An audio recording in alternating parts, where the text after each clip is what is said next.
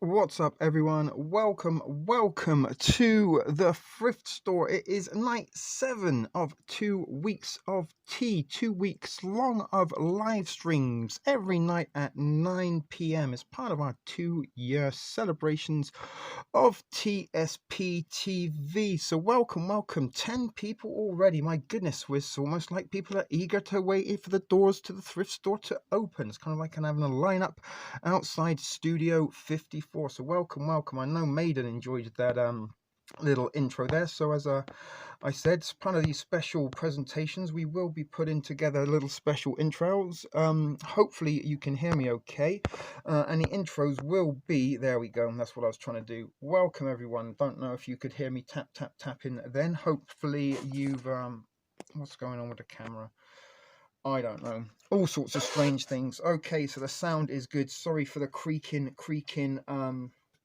chair there. So it is 11/22, the anniversary of the assassination of JFK, an infamous date in history, alongside another one, 9/11. Lots of numbers going on there, both 11s going on. So that's nice to know that the sound is good, because this is where my day begins. Now, as you know, it's 2 weeks of tea. This is 7, as Nancy said already, flying through. It almost seems like yesterday it was Monday, and I was like thinking to myself, what the hell have I gotten myself into? Why have I committed to 2 weeks of tea? Because at that point in time, I didn't really feel like doing much other than get out of bed, and even that took nearly all of my effort and enthusiasm, and pretty much removed all energy that I had once I had got out of bed, and sort of got a little bit in the routine of a slump of staring at the walls and getting a little bit miserable, disconcerted with myself, distressed, and even more and more depressed. So a little bit of an effort to sort of combat that was to give myself a purpose in a routine, which 2 weeks of tea come out. And the reason why we are about to celebrate our 2 year anniversary. Those of you that have been following along, you should know this by now. But as I said, it's all about getting myself back into the routine. And in the last probably 3 days, I think, since the sort of first time travel episode that we put up on Wednesday, things have been falling into place. I've been finding a little bit of my groove, sort of enjoying getting up and starting putting together these little presentations and stuff. Hopefully you guys are enjoying them as much as I'm making them. And the fact that we've got people waiting for the doors to open and coming back when we get shut down for the doors to reopen, as we did yesterday, is very, very encouraging. And couldn't tell you enough how lifting that is, and sort of the efforts and the purpose of all of this. That is just added bonus. However, so I've been getting back into a little bit of a role, and kind of, it was nice with the time travel because we blended everything in, and I had intended to blend in tonight a little bit more about kind of where we were yesterday with Montauk and the MK Ultra, and kind of lead that in today to the assassination of JFK and how all of that might be entwined and controlled. Because believe it or not, MK Ultra, Marilyn Monroe, Lee Harvey Oswald, all of these people, JFK himself, all have links and ties to MK Ultra. That could also not be too disremoved from good old Montauk, which we looked at yesterday, the real life Stranger Things. But tonight's stream, I did have a lot of stuff planned that I wanted to bring to you in regards of the MK Ultra, the mind control, and the fact that how many Manchurian candidates were involved during the assassination of JFK. However, the second time now during this stream or series of streams, and we are 1 week in, so sort of pretty much every other 3 days it would seem now, Google deactivates my microphone. Now we got part of the stream because I was a little bit ahead of myself, so I had something recorded and prepared as part of the presentation for today, which I had done yesterday. As I said, I was just getting myself into the groove a little bit ahead of the game. But if you can remember earlier in the week, this happened to me before I got up. I started doing some recording, put together all the sort of pieces that I wanted to then edit together. And foolishly, schoolboy error maybe in my part, I decided to not check my microphone was working, only to discover that Google deactivated my microphone on my phone. So I went in, opened up all my settings, looked, no permissions had been denied, everything that should have the microphone access had access to the microphone, nothing had been changed, nothing had been set. And it took me 4 times, I had to reset my phone 4 times before the microphone started working again. And once it was working, I carried on regardless, had no issues. Today, deja vu, glitch in the matrix, or the matrix just replaying the same algorithm over and over again. I woke up, I sort of again found myself starting to navigate towards my phone for editing purposes in trying to put these productions together. Didn't open any of my social media, didn't even look at any of the soccer results, which I sometimes do at the weekend.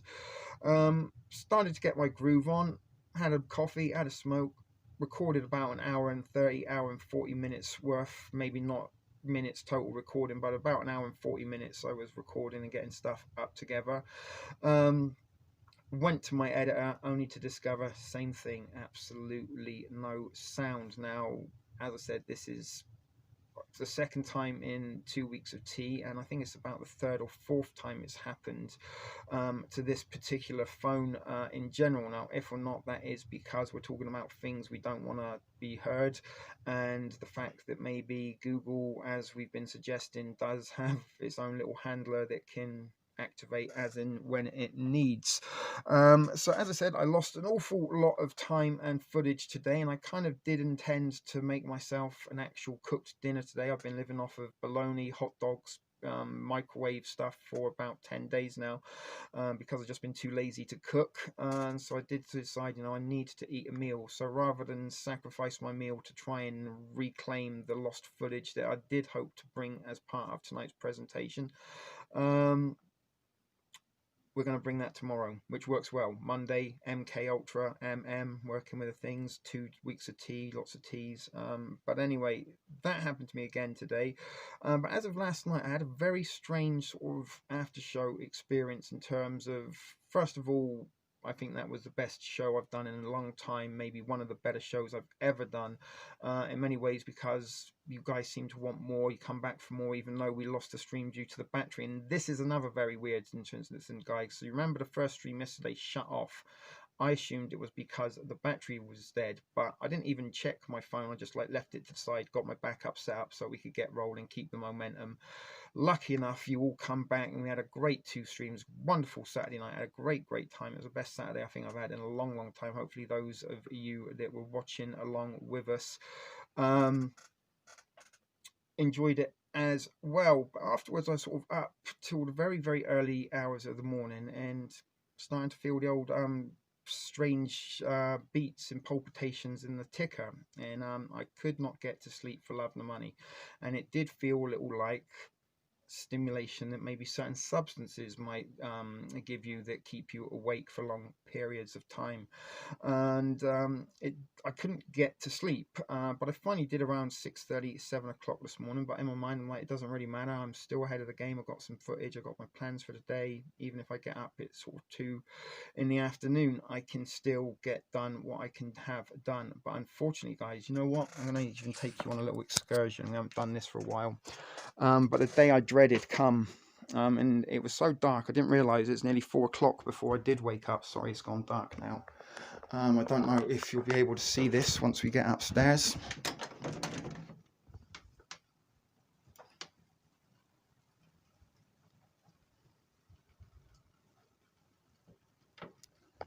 Yeah. So, snow, winter, horrible weather. But I did wake up a couple of times, and because it was so dark, I'm like, oh, it's still early, I can go back to sleep, because I turn all my electronics off when I do go to sleep, and unplug stuff in an effort to sort of control or reduce any possible or potential electromagnetics out there that may be influencing me. And as I said, I get these funny little heart conditions or palpitations now and then that do give me reason to think, or some cause for concern, what is causing it. But anyway, that on top of the day, it was nearly 4 o'clock before I got up. So by the time I did all my recording and realized I couldn't edit it, it was useless, it was too late to re-record, I made myself something to eat. So as I said, the salvaging thing, or the silver lining, I guess, of it is I've got footage for tomorrow, or I've got stuff for tomorrow which I can bring you. But it's been a bit of a doom and gloom day, and I guess it's almost like the sort of come down. I don't know if any of you can remember going out partying at the nightclubs and the discos on a Saturday night, and then sort of all of a sudden Sunday would kick in, and the bright lights and the dizzying sounds of the tunes that were entertaining the night before seemed so very far away. But anyway, snow outside, cold, horrible day, very difficult to wake up. So I feel like things have been about getting a little bit against me today in terms of trying to get ahead of the game, and if or not these are the result of my little artificial friend here. But as I said, the phone, I forgot to mention, I thought the battery charged, so I left it, and by the time I finished the stream, I went and plugged it in. It actually had 17% left, so it wasn't dead. It just shut down on its own, which is very, very interesting. And then very interesting again, the fact that I woke up and somehow overnight, in the period that it shut itself down, it deactivated all microphone access. So that's why I'm glad that you guys can hear me now. So that's a little bit about my day in last night and what happened. But as a whole, everything so far, we do seem to be getting into the groove, getting into our rhythm, and I'm enjoying putting these presentations together, and I have sort of, found a little bit more of a purpose in my day and eagerness to want to do this rather than scratch my balls and just look at the wall. So let's see who we've got. We didn't have 15 folks watching second now, so we've got Glynis, Nancy, Becky, Maiden, no Jeep, welcome, no worries, welcome to see you. Devil Speak, I caught you. I did intend to call you, brother, but again, everything got away from me. And I did actually also have a phone call to deal with in amongst that. Hoopdies. I was just talking about you the other day, my darling. I'm so glad to see you. You got a ghost, quite possibly, maybe. Noble Victory, hello, welcome to you. I think you need more moderators. Maybe I do, maybe I don't. But needs and wants are both very different things. But thank you for that little suggestion. Thank you for joining us today, and I'm glad. Yeah, you of all people, Hoopdies, you've been missing out. Some interesting stuff the last week. Now, Noble, you were returning customer. I say customer, that's not an accurate description, but are you a returning individual to the thrift store? Is this your first time?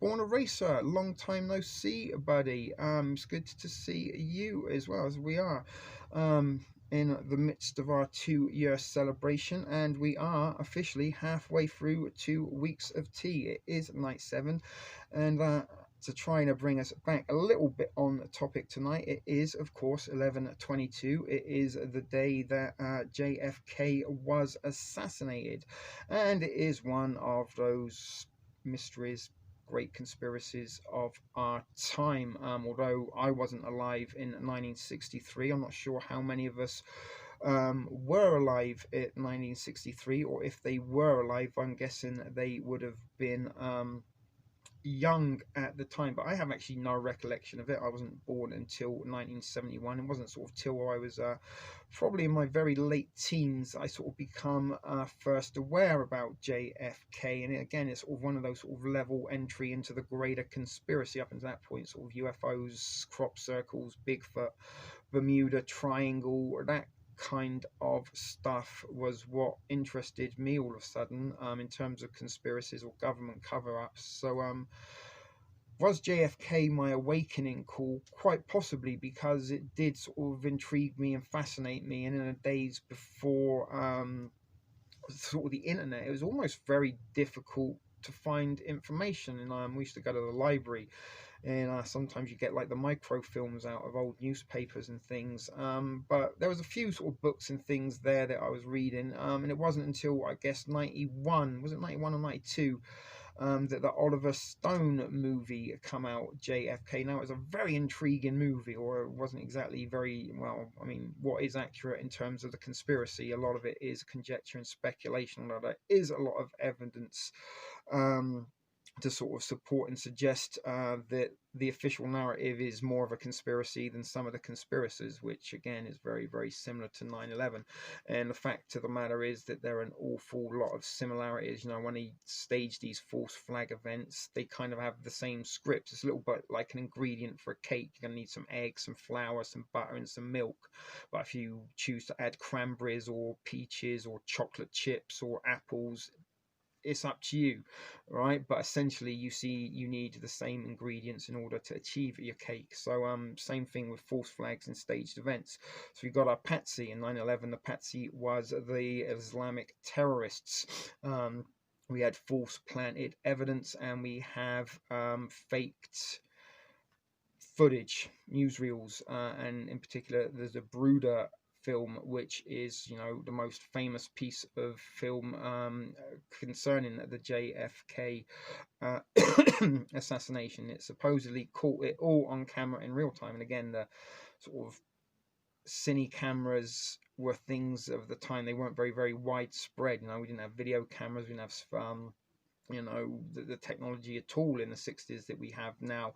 And even things, you know, like an actual 35mm camera was something that was not exactly in every household. But I guess, you know, it was a special event. The president was there, but was the Brooder, was he part of the plot? Was he put in place to provide the footage for the official narrative, just like they provided and created and doctored footage of aircraft hitting steel buildings, even though physics does tell us that aluminum cannot penetrate steel, and it also tells us that jet fuel does not burn hot enough to melt steel.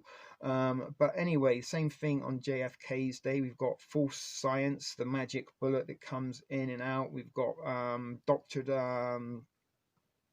footage of the event itself, as well as a lot of misleading deceptions among those. So we do got a couple of people that were alive. Nancy was alive. Glynis said she was 3 months. I'm guessing she doesn't remember. Devil Speak was 1 year old and 2 months. And remember how upset everybody was. Nancy can remember her mum crying. And it was a little bit, you know, same with 9/11, the world stopped for that moment in sort of, you know, the shock and the trauma. And this is a little bit what a psychological operation is designed to do, is shock, awe, and traumatize. And, you know, at that time, like when they showed the footage of JFK being assassinated on TV, you know, nobody had ever seen anything like that before ever. You know, special effects in movies were sort of getting a little bit better, but they were still very much monsters and rubber suits in cardboard rockets on pieces of string. But this is where it gets fascinating, because there is a lot. Not only was the evidence tampered with, the evidence manufactured, the people put in place to make sure that they captured everything in order to present the official narrative. Believe it or believe it not, the assassination attempt was a complete and utter botch job. And what's his name? Devil. Yesterday you were mentioning the name of the police officer. Now I don't know why I keep thinking of John Titter, because that was a time traveler, but it's another. The police officer's name begins with a T, and this is the guy that they assassinated, shot in the head once, and then used his body and his brain, I believe. It wasn't his brain, because they fucked up that body and they needed somebody else. So there were 3 people that they needed in order to kind of convince people that JFK's body, or what they presented at his body, had been killed by the single shot. Hey, hey, hey, Kelly Kibo in the place to be. I don't know, I was going to start rapping then, because normally you like me to speak like a poo. Goodbye, Noble. To buy a new charger. I will listen while driving. Well, drive safe if you've got bad weather where you are, like we do here. Both hands on the wheel, in no texting and driving.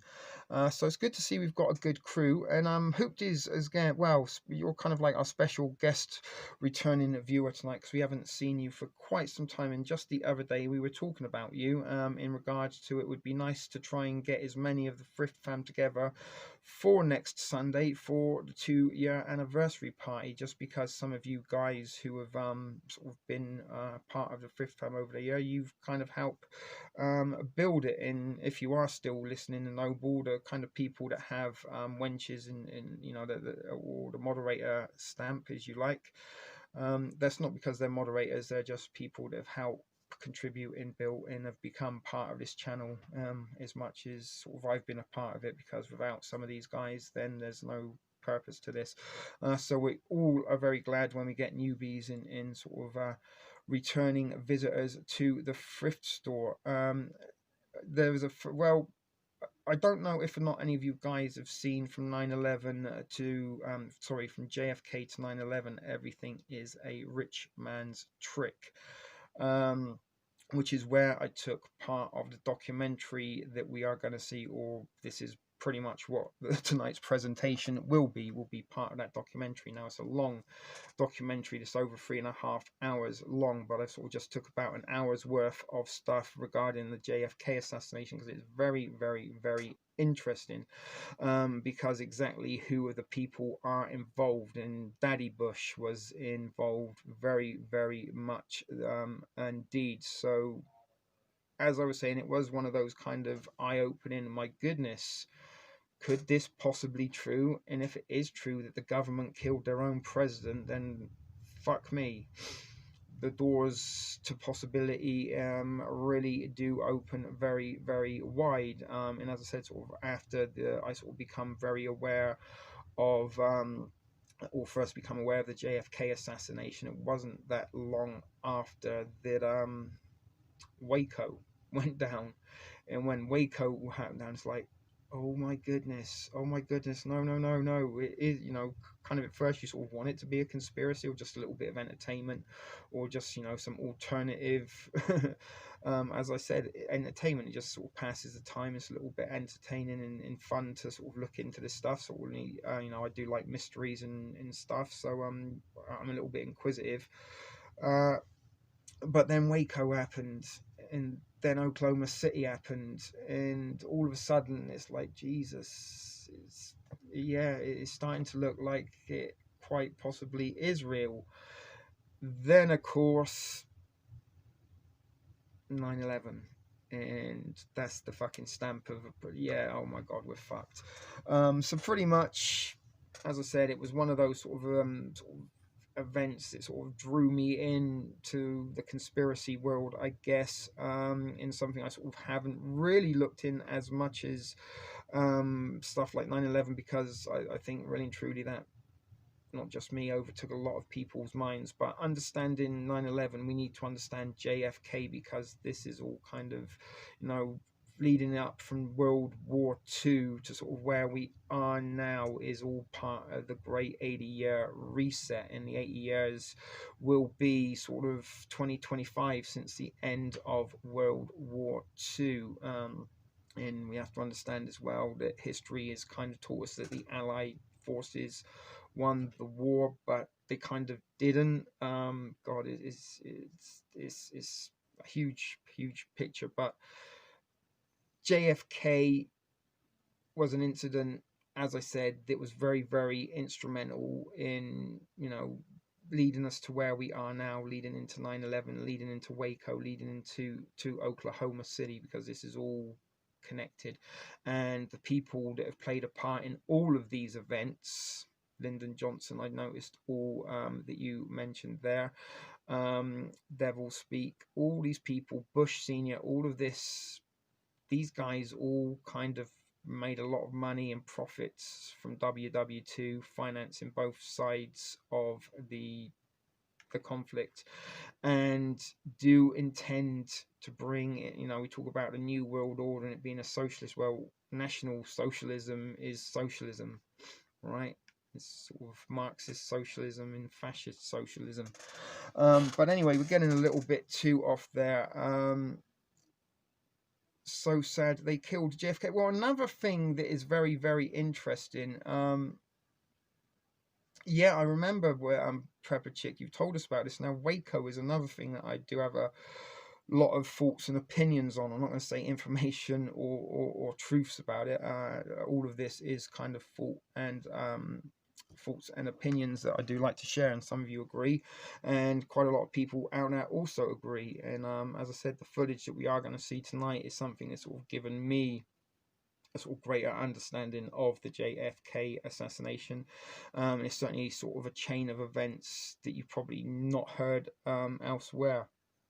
But was JFK, why was he assassinated? We were all told it was because he wanted to pull out of Vietnam, and he wanted to end the Fed, and he wanted to expose a monolithic secret society that was really controlling everything behind the scenes. Banks and governments and corruption had rule, kind of essentially ruined, or was in the process of ruin Western society. And here we are at sort of the end of that ruin. But something interesting. I mean, again, this is a piece of fiction, the Stephen King novel 11/22/63, which is all about time travel and a wormhole, and an individual goes back to 1960 and then lives in the 60s until the events of 11/22 gets to Dallas and prevents Lee Harvey Oswald from killing Kennedy.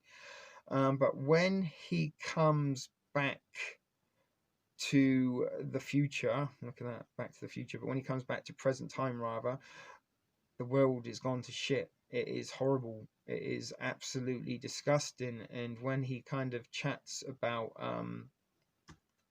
he finds a local, what's going on, what's happened to the world, it turns out that Kennedy was evil as fuck, and he literally sort of fast tracked in the one world order. I'm very aware of Umbrella Academy, no worries, but I've never ever read. Are you talking about the comic book? Or is that something else? Because that was the comic book in the TV show that was created by those emo twats. My Chemical Romance. Never read the comic, and actually, when I got stories about it, I used to like ripping it up when the geeks used to come into my comic shop to buy it. I used to order it just to rip up, to piss off the emos. I don't like comics, but Umbrella Academy's are great. Yeah, it's a Netflix show, but it's a comic book before. No worries. Everything comes from comic books these days, it seems. Not many people do, and that is this thing that a lot of these sort of adaptations of comic books and graphic novels, The Walking Dead, for example, they took a gritty survival story about a man and his son trying to, get his way through the zombie apocalypse, and then somehow they turned it into fucking Days of Their Lives on AMC. But let's not digress into that. But as I said, we've got about an hour or so to watch of a documentary, which it would be probably best to get into now, or sooner rather than later. But as I said, I did have a lot of intentions to do some recording and put together some stuff in conjunction with, as I mentioned, MK Ultra, Marilyn Monroe, Lee Harvey Oswald, Jack Ruby, and JFK himself as either handlers or victims or Manchurian candidates of MK Ultra. Marilyn Monroe, she was very much part and parcel of the Monarch program in MK Ultra, and she was what was kind of a sex kitten. That was her programming, that was her altar, and she got close to almost every person of interest and importance around the time that she was popular. And then, goodness gracious, they disposed of her. You don't even want to know what they did with the corpse of Marilyn Monroe, but let's just say that they run a chain on her, because who wouldn't want to fuck Marilyn Monroe back then, even if she was still kind of a little bit warm and not quite dead.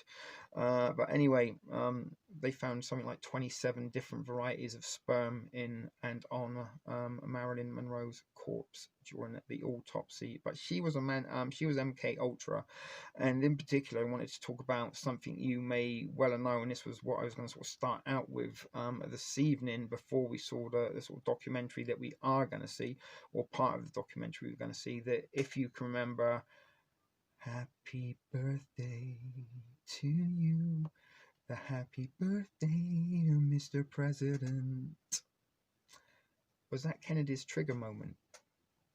Was that her triggering him under some spell? Was Kennedy was he being controlled, right? Was he brainwashed? And the reason I mention this because there's some stuff of Clinton during his election campaign, and I don't know if you've seen some of this footage, but it's during some interviews he used to do for kind of like regional promotional stuff, but he's just like, they're putting makeup on him and he's not moving and he looks high as a kite.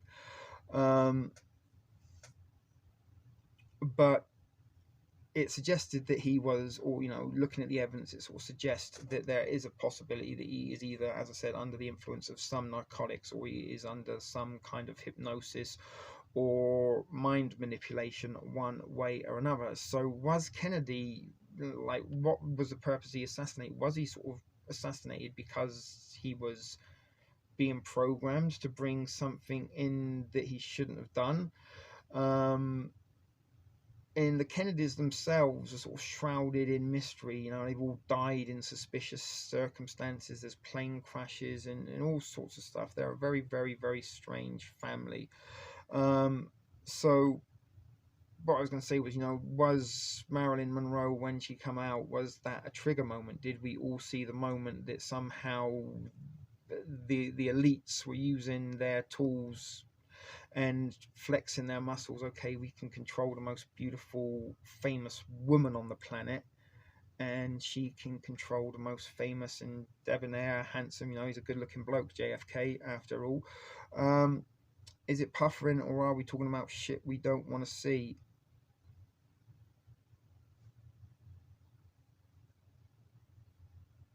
Sorry, and there's a comment there that I just I had to approve that I was trying to read. But let's not lose my thread. Yeah, we'll check it out, Born. Don't worry. So Born Racer's got a video to check out. We'll check that out. Go check his channel as well if you haven't already.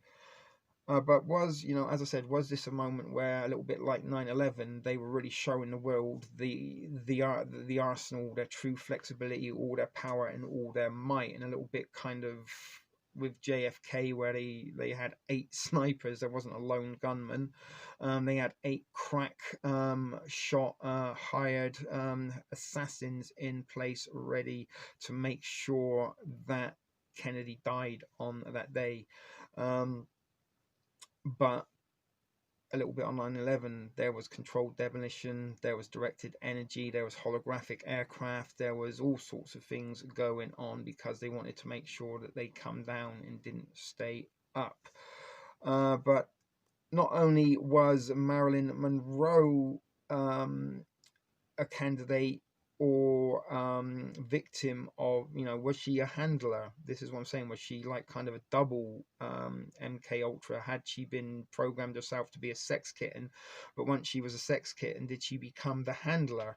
But Lee Harvey Oswald in the 50s was also, before we went to Russia, was also, him and his brother allegedly were subjected to MK Ultra program, as was Jack Ruby, connected to MK Ultra, and there's rumors that Ruby was Oswald's handler.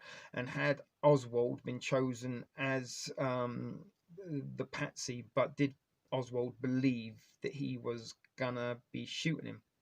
But what is interesting in terms of Oswald being a Manchurian candidate, for want of a better word, when he was assassinated live on TV, and even that in itself is a fucking bizarre series of events for sure. And I almost think that is a state. I mean, I'm sure it's a staged event, a little bit like that guy George Floyd that they said was killed live on cell phone. But he said, "I'm a patsy. I'm a patsy." Now, if he was MK Ultra'd, he would have no knowledge of what he had done, so he'd have no idea that he was a patsy. So was he playing? Was he a crisis actor? Was Lee Harvey not exactly a MK Ultra Manchurian patsy? Was he a crisis actor played to play the part of a Manchurianly programmed MK Ultra victim?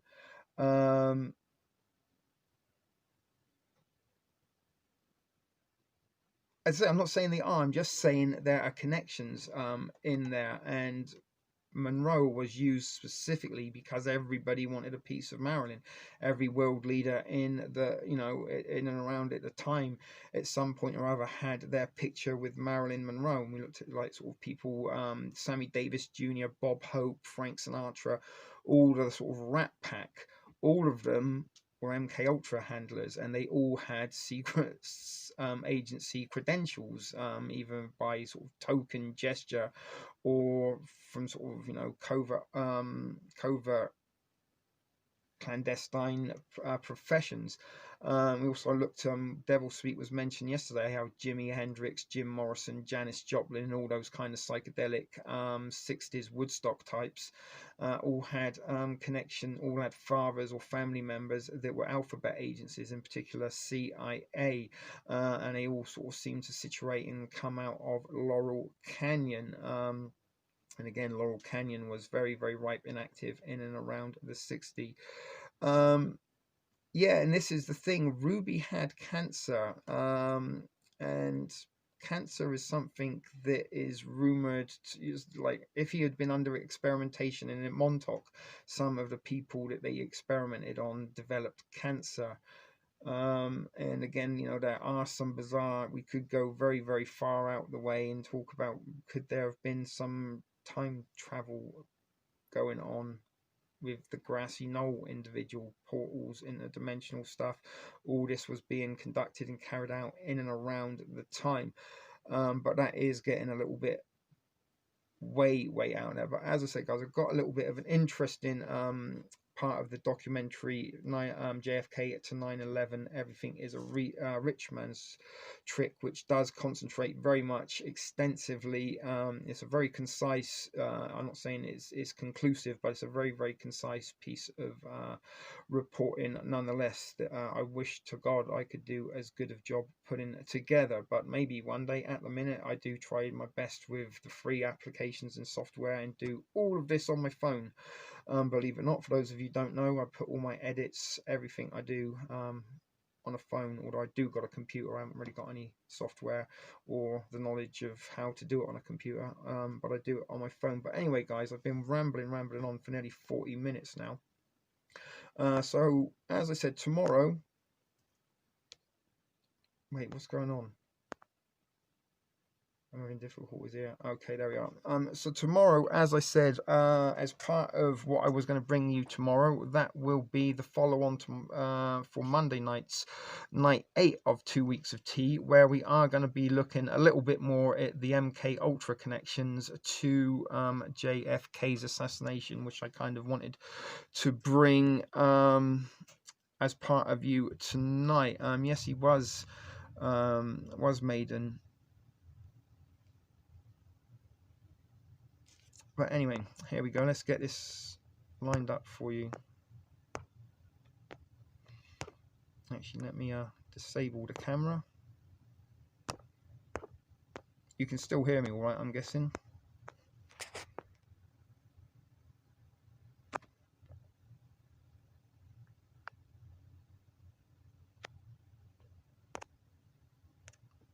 Alright, so I'm about to press play, so hopefully we're not going to get any little glitches like we did yesterday with the sound. So sit back, enjoy, and hope you find this interesting.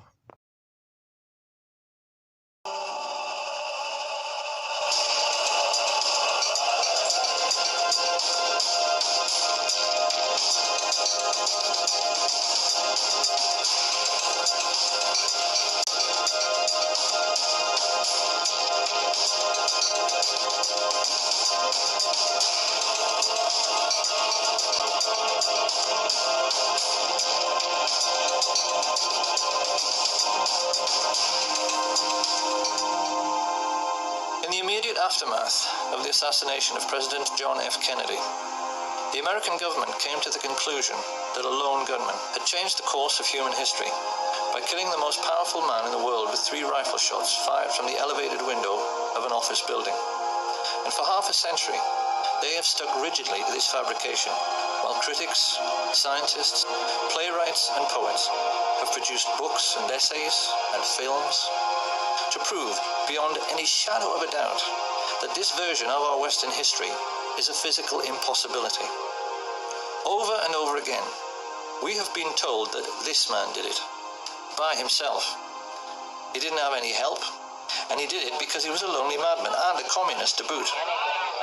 We are also meant to believe that there is nothing remotely suspicious in his being shot on live television in a basement full of police officers before he had a chance to tell his side of the story. So there is quite clearly no need to investigate further. Of course, every thinking person knows this is absolute nonsense. And being nonsensical, it naturally leaves thinking people to ask some very important questions, like, why did the American government come up with such a lame and improbable scenario to account for what had happened? And then why did they stick with it so dogmatically for so many years afterwards? Exactly what and who are they protecting? And how can it be that even such venerable institutions as the BBC have played along with this charade in the intervening decades? We now know that there were actually 8 riflemen firing at the president on that day. We know where they were located in Dealey Plaza, and we know their names. However, those with sharp eyes will already be asking themselves why we were only showing the location of 6 assassins in this schematic. We're doing this because any casual onlooker who happened to be in Dealey Plaza at 12:29 on November 22nd, 1963 might well have caught sight of these 6. Many people did. Witnesses like Arnold Rowland, Richard Randolph Carr, Lee Bowers, Amos Hewins, Mary Morman, they all gave precise descriptions of men they observed in the windows of the book depository and on the famous grassy knoll. But none of them observed 2 of the riflemen who shot at the president. No one did. And the reason why no one did is itself the key to the mystery. A mystery which begins with a very simple question. Supposing you wanted to shoot at a man on a barren, empty street without anybody seeing you, where could you possibly hide? However, the riflemen who took part in the assassination were not as important to an understanding of what the Kennedy assassination was really all about as were a group of 20 men who had gathered together the night before at the home of Dallas oil millionaire Clint Murchison. These men were a much more important part of the story than the assassins themselves because they hired the 8 snipers and paid them. We even know how much they paid them. So who were these men? What brought them together to orchestrate such a foul and despicable deed? Why did they, and more importantly those who came after them, cover up the crime with such ruthless brutality for so long afterwards? And how can it be that these men and what they stood for has left an indelible legacy which still influences our daily lives right up to the present day? To answer these questions, we must inevitably step back into history. And most people will not like this very much, because most people have very little interest in history. This, however, is going to be a history lesson, quite unlike anything that anyone has ever heard. And when one remembers the colossal number of ruthless and hideously brutal men who had created this situation, it's perhaps a little ironic that a peripheral figure in the cast of characters who actually put the plot together was an attractive young woman. 19-year-old Marita Loren's love affair with Fidel Castro and her subsequent recruitment as a CIA assassin by Frank Sturgis to kill him is a very well-known story because it was made into a feature film. In spite of her failure to kill the Cuban leader, Lorenz continued to associate with the assassination squads trained by the CIA, and it was largely her testimony in the Spotlight magazine trial after a skillful cross-examination by Mark Lane, which gave us a window through which we can now see who really participated in the Kennedy assassination and who was really behind it all.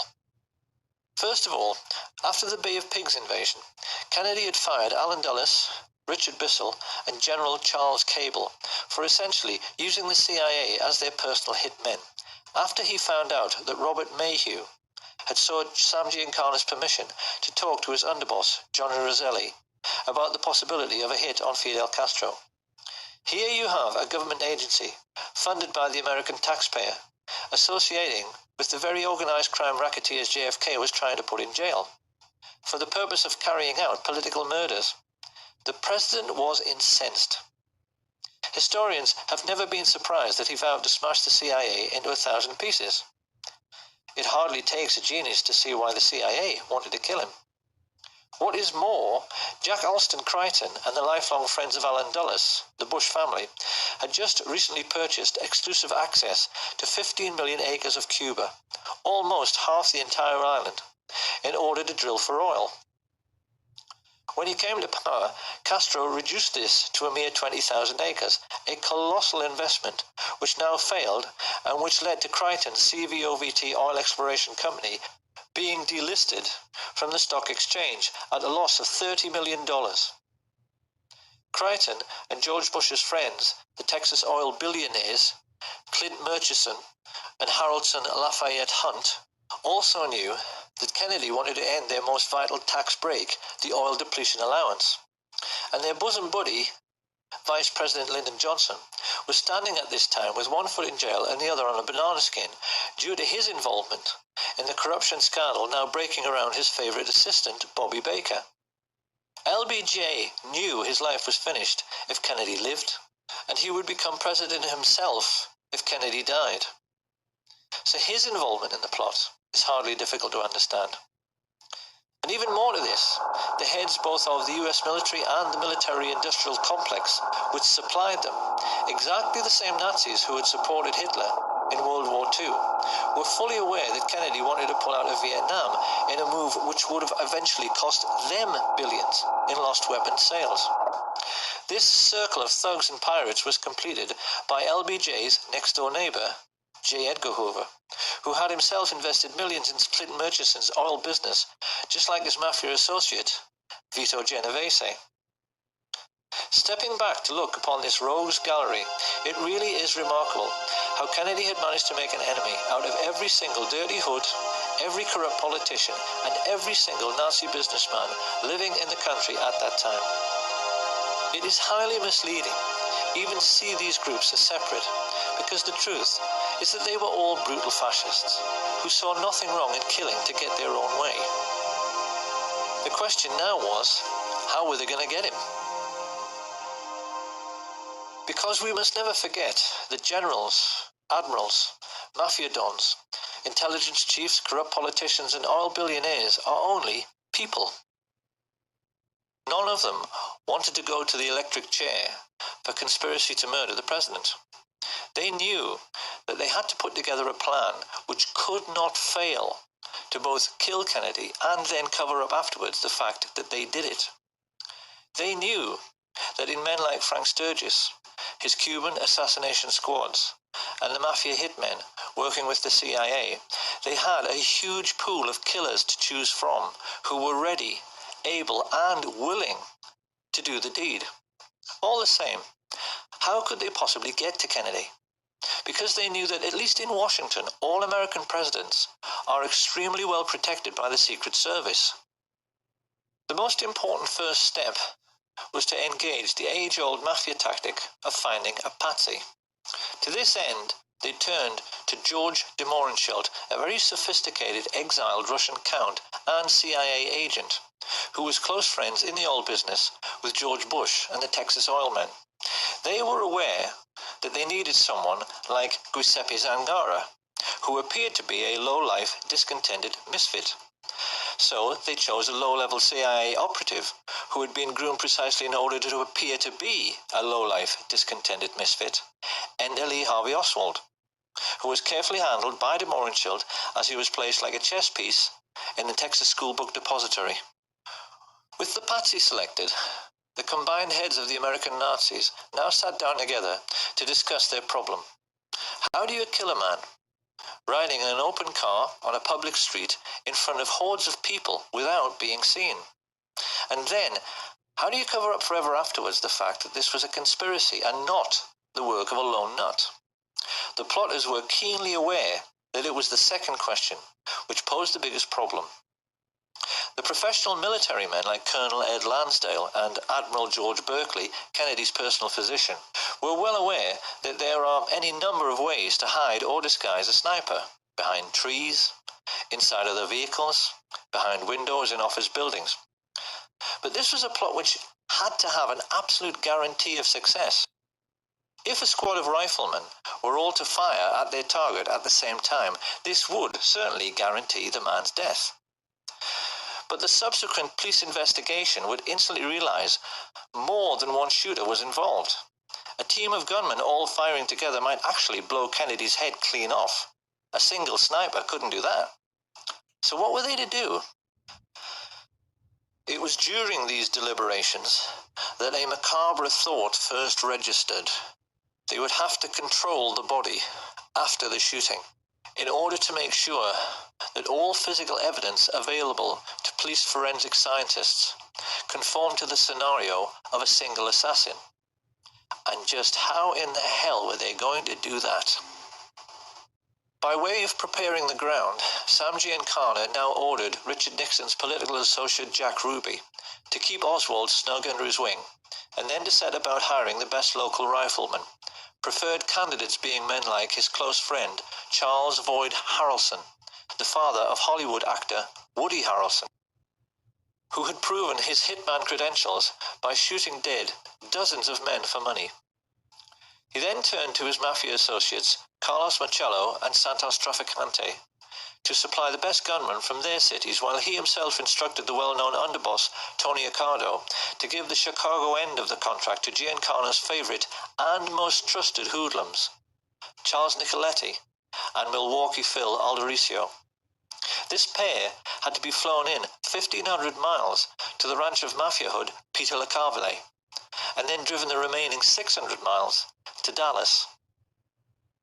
It had been agreed with Giancana's and Genovese's oil business partners, H.L. Hunt and Clint Murchison, that every gunman would be paid $50,000 for the hit, and that the oil men would stump up the cash, so there was no way of tracing it back to either the mob or the CIA.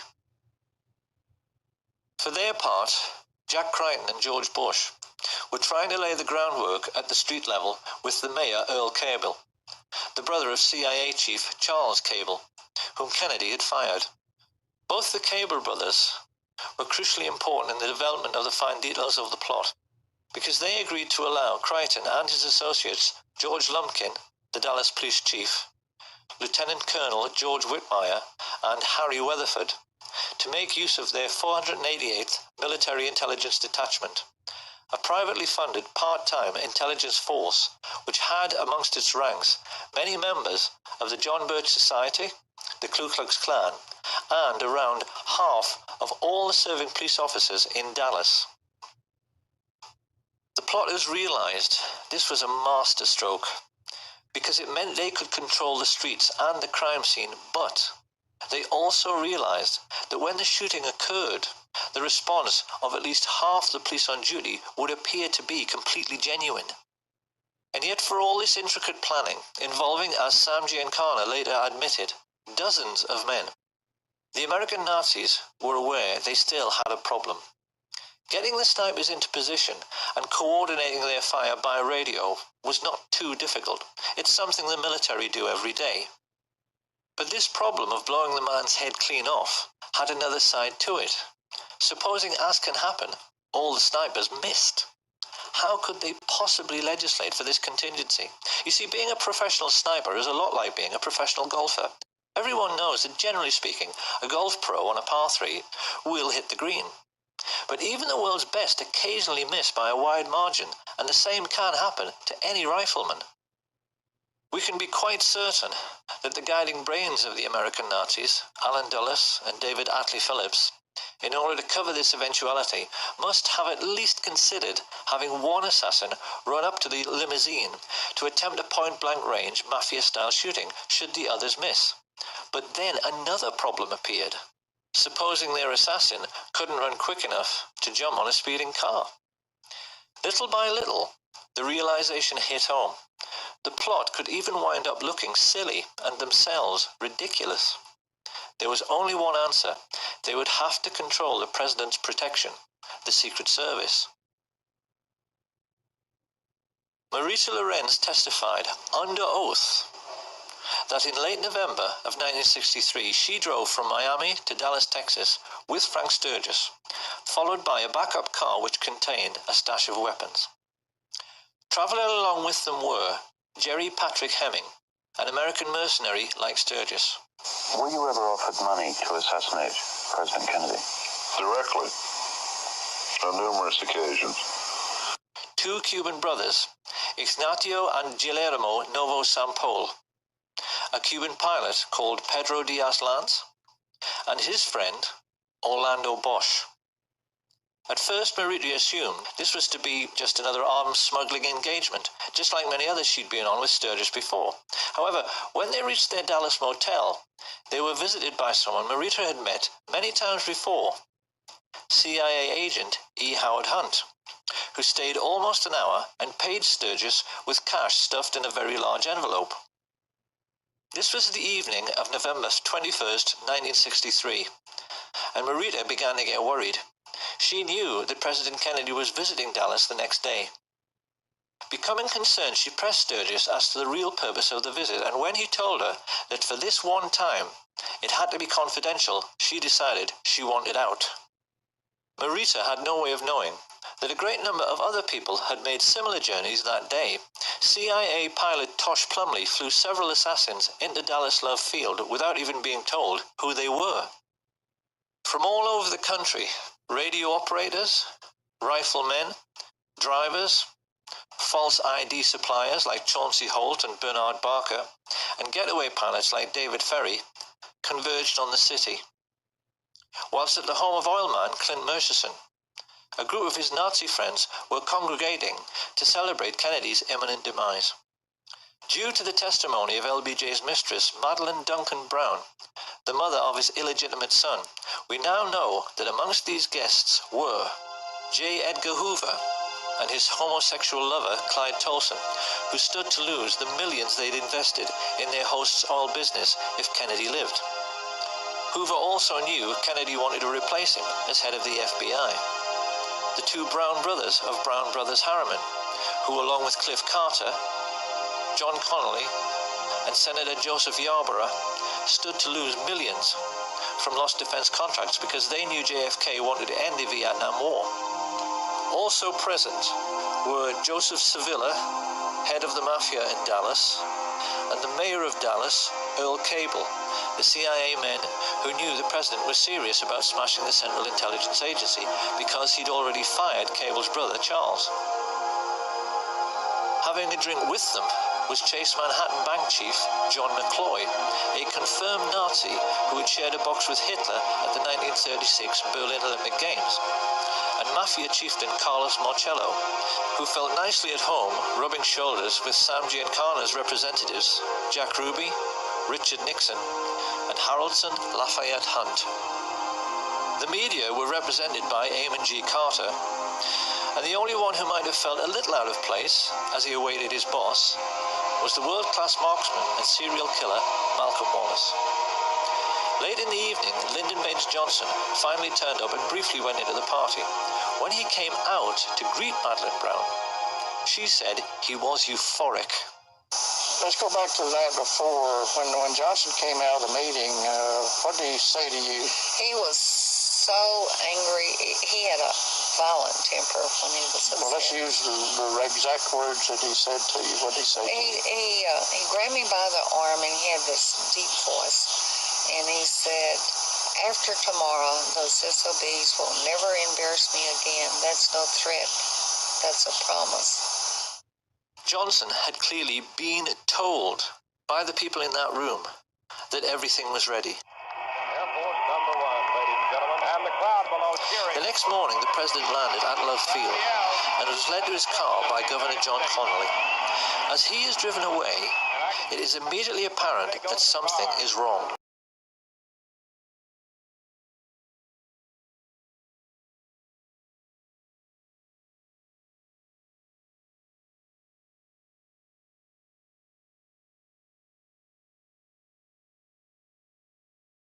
As Secret Service agent Henry J. Rickber tries to take up his proper position on the president's limousine, holding on to these handles provided for the purpose, and is ordered to stand down by Emory Roberts. Let's just look at Rickber's reaction again. He is quite clearly disgusted. Why aren't they letting him do his job? And as the car glides into Dallas, we can now see how the removal of his Secret Service protection has opened the president up to a field of fire from almost any direction. It's plain from these pictures that as the motorcade moved on into Dallas, the Secret Service, meant to protect the president, remained crowded together on the vehicle behind. While travelling in the pilot car some 400 yards ahead, 3 men are smiling as they see everything is going to plan. Crichton, Lumpkin, and Whitmire have used their influence to remove the military protection which should have been amongst the crowd. And whilst the people lining the parade route are 10 deep in places, Lumpkin has seen to it that the police have let almost no one into the would-be crime scene. Pausing at the corner of Houston and Elm, Lumpkin is seen exchanging reassurances with one of his men. Yes, he tells him, the hit is on. Glancing discreetly upwards, he sees Weatherford and the best Cuban sniper, Eladio del Valle, preparing to fire. The signal is passed to the other snipers to get into position. Having been let into the Daltex building by oil baron Harrelson Hunt, Eugene Hale Brading unlocks the second-floor broom closet. A client of New Orleans lawyer G. Ray Gill, who also represents mafia boss Carlos Marcello, Brading has a getaway pilot waiting, whom Gill employs as a private detective, David Ferry. He opens the window, and as Charles Nicoletti loads his rifle, Richard Kane listens to his radio. Car coming. Get ready. Closing the door, Milwaukee Phil Aldericio guards the corridor with 2 Cubans, Rolando Mesferrer and Rolando Otero. This basic pattern was established all over the plaza. A sniper next to a radio man, alongside a second marksman who could take over should the first one to back out at the last moment. Each team was then guarded by more assassins, mainly Cubans, who made sure no one interfered with each group. It all sounds quite professional, and the truth is, it was. Sam Giancarlo's spy in the Chicago police force, Richard Kane, was an electronics and wiretapping expert who spoke 5 languages.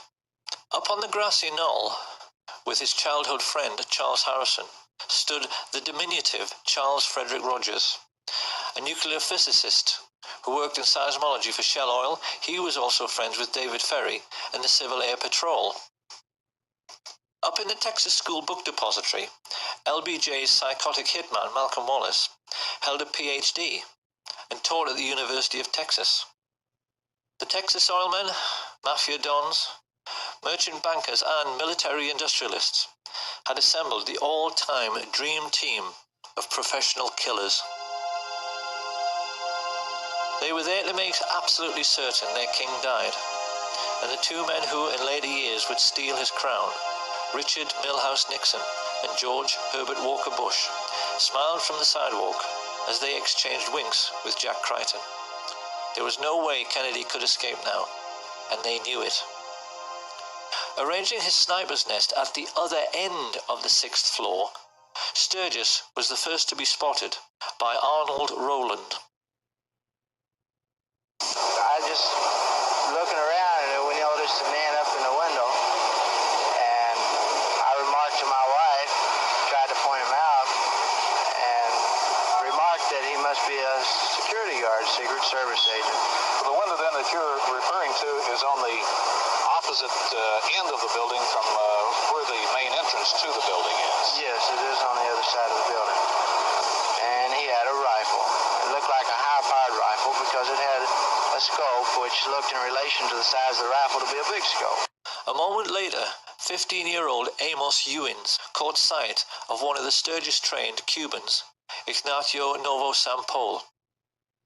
Even more significantly, Richard Randolph Carr, a steel construction worker who was looking for a job in the new Dallas courthouse, which was then under construction, stared out from his 7th floor vantage point and saw Malcolm Wallace taking position to fire.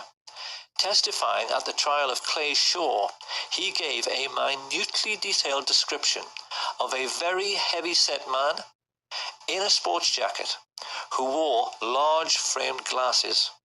He could see the man so clearly, he even said his eyeglasses had large earpieces. America, the home of the brave and the land of the free, was about to discover that it wasn't what it thought it was. As the president's car made the turn onto Houston, government agents who had sworn an oath to uphold their country's democratic principles waited alongside mafia killers to murder their own commander-in-chief. One of the men they were working for, Sam Giancana, said this proved that in reality there was no such thing as white hats and black hats. That notion, he said, was just a sham for saps to cling to. The one thing I recognized was there are no black hats and there are no white hats. They all conduct themselves the exact same. And very good evidence of that is that the CIA would hire two so-called mafia men, Sam Giancana and John Roselli, to assassinate Fidel Castro. If there's such a difference, you're not supposed to have anything to do with each other. But in essence, the remark is really they're all in bed together. They all do business together. It was now that Abraham Zapruder pressed the trigger on his 8mm cine camera. Ever since that moment, the world has accepted that what he recorded was the definitive account of what really happened. What people must appreciate is that what they have just seen is not at all what really happened. Had you actually been there on the day, this is what you would have seen.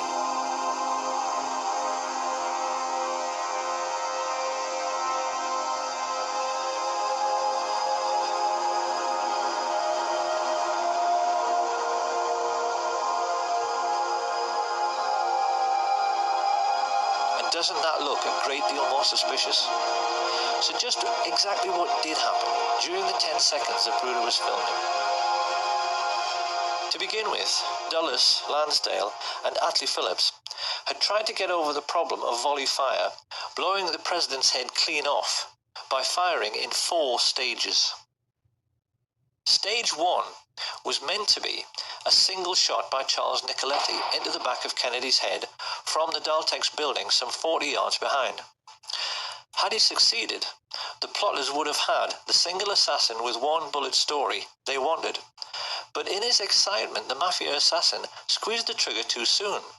His bullet ricocheted off the hard chrome sill of the limo's back seat and struck the curb beneath the overpass, sending up a sharp piece of concrete which scratched James Tague's face. Watch again. We clearly see how this little girl stops running and her gaze looks directly at where the shot originated and not up at the 6th floor of the depository. It was now that Umbrella Man took over. Standing right at the curbside, it was his job, should the first shot miss, to give a clear visual signal. Target is not injured. The intelligence chiefs knew that if this situation occurred, Kennedy would now be moving rapidly away from the first sniper. They knew the only way to make sure of getting him was to fusillade the car.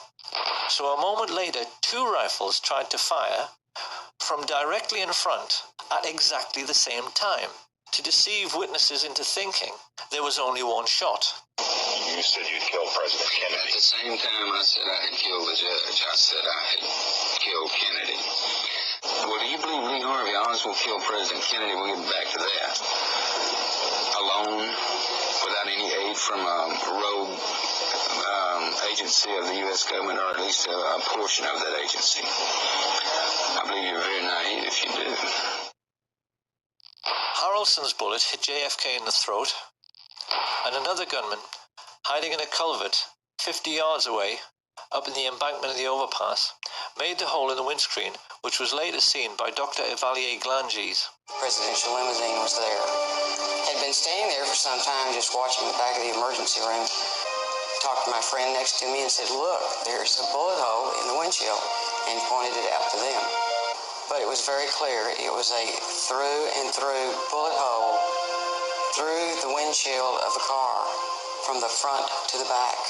As Kennedy emerges from behind the road sign, his distress is clear, while Governor Connolly remains composed. This single frame of the Zapruder film makes nonsense of the single bullet theory, because it's quite clear both men have not been struck at the same time. Kennedy has now passed through 2 layers of fire and has not been hit in the head.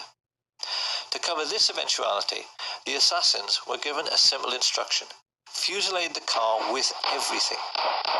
So that in the next few moments, the 5 remaining riflemen fired, causing the Secret Service agent riding in the front passenger seat, Roy Kellerman, to report a feeling like a jet sonic boom as the hail of bullets whistled into the car. It is now more than 3 seconds after Kennedy is hit in the throat that Frank Sturgis misses his target altogether and blows out 5 inches of Governor Connolly's ribs, compressing his lungs and puffing his cheeks, with a bullet which quite clearly struck at far too steep an angle to come from the other end of the depository. In almost the same instant, Eladio Del Valle hit the governor in the wrist, Weatherford fired into his thigh, and Nicoletti's second shot hit the chrome frame of the window. A moment later, the best marksman, Malcolm Wallace, shot Kennedy in his upper back, the bullet strike witnessed and recorded by all the Secret Service men in the following car. Jackie Kennedy starts looking concerned, and yet even now there are no obvious signs that her husband, held upright by his back brace, has been shot twice. The assassins have so far failed to hit him in the head, and it is now that they play the ace up their sleeve. Here we can finally answer the riddle of where on an empty street you can hide a man with a rifle, and how he can manage to shoot a man speeding past him in a limousine. The answer is that he can't, and that is why the driver, William Greer, looked around twice to see whether Kennedy had been hit in the head, and when he saw he hadn't, as dozens of witnesses, including police officers, confirmed, he stopped the car completely. His orders was to slow down where the rest of the guys. This is Greer, the driver of the presidential limousine. Yeah, presidential limousine. Slow down almost to stop. It is now that most people have been led to believe that Kennedy was shot in the head by Charles Boyd Harrelson, the sniper standing on the grassy knoll.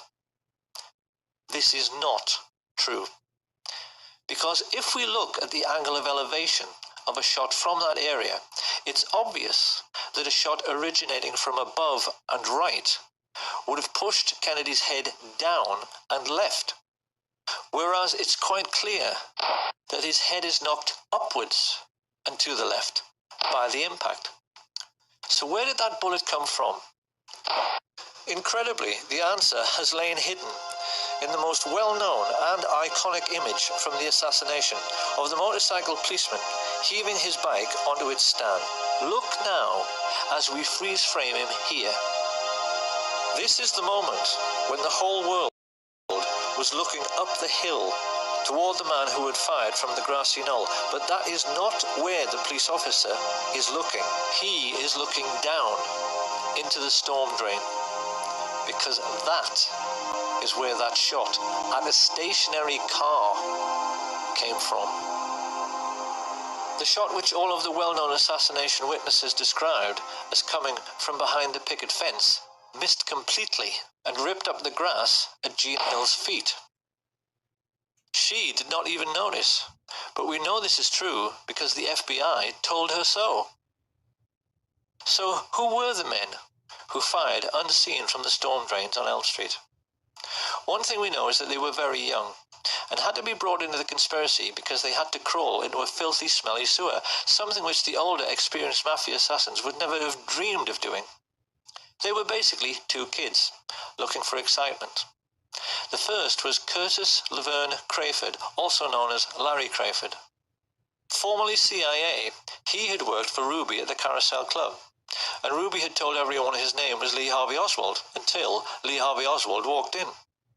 But while above ground, the world was taking pictures and running and screaming and trying to figure out what had happened, the other young man was stumbling along 400 yards of a reeking, fetid Dallas sewer pipe to emerge from this culvert. And he was not Lee Harvey Oswald, or Roscoe White, or J.D. Tippit, nor even a Cuban or Russian communist. His name was Jack Allen Lawrence. And we know that after stumbling up this bank, he turned up 15 minutes later at the Lincoln Mercury car showroom, where he'd obtained a job with false references, pale, sweating, and, on a hot, sunny day in Dallas, covered in mud. Telling his co-workers, Albert Bogard and Robert Tater, he had been ill that morning, he stumbled into the men's room and threw up, while they, feeling his behaviour was suspicious, called the police, who made a record of the entire incident. Back at the plaza, the guilt of the radio men coordinating the gunfire can be seen from their behaviour. These two, Orlando Bosch and the Umbrella Man, have a seat, while everyone else runs around them. Bosch makes a report that the hit was successful, then casually walks away.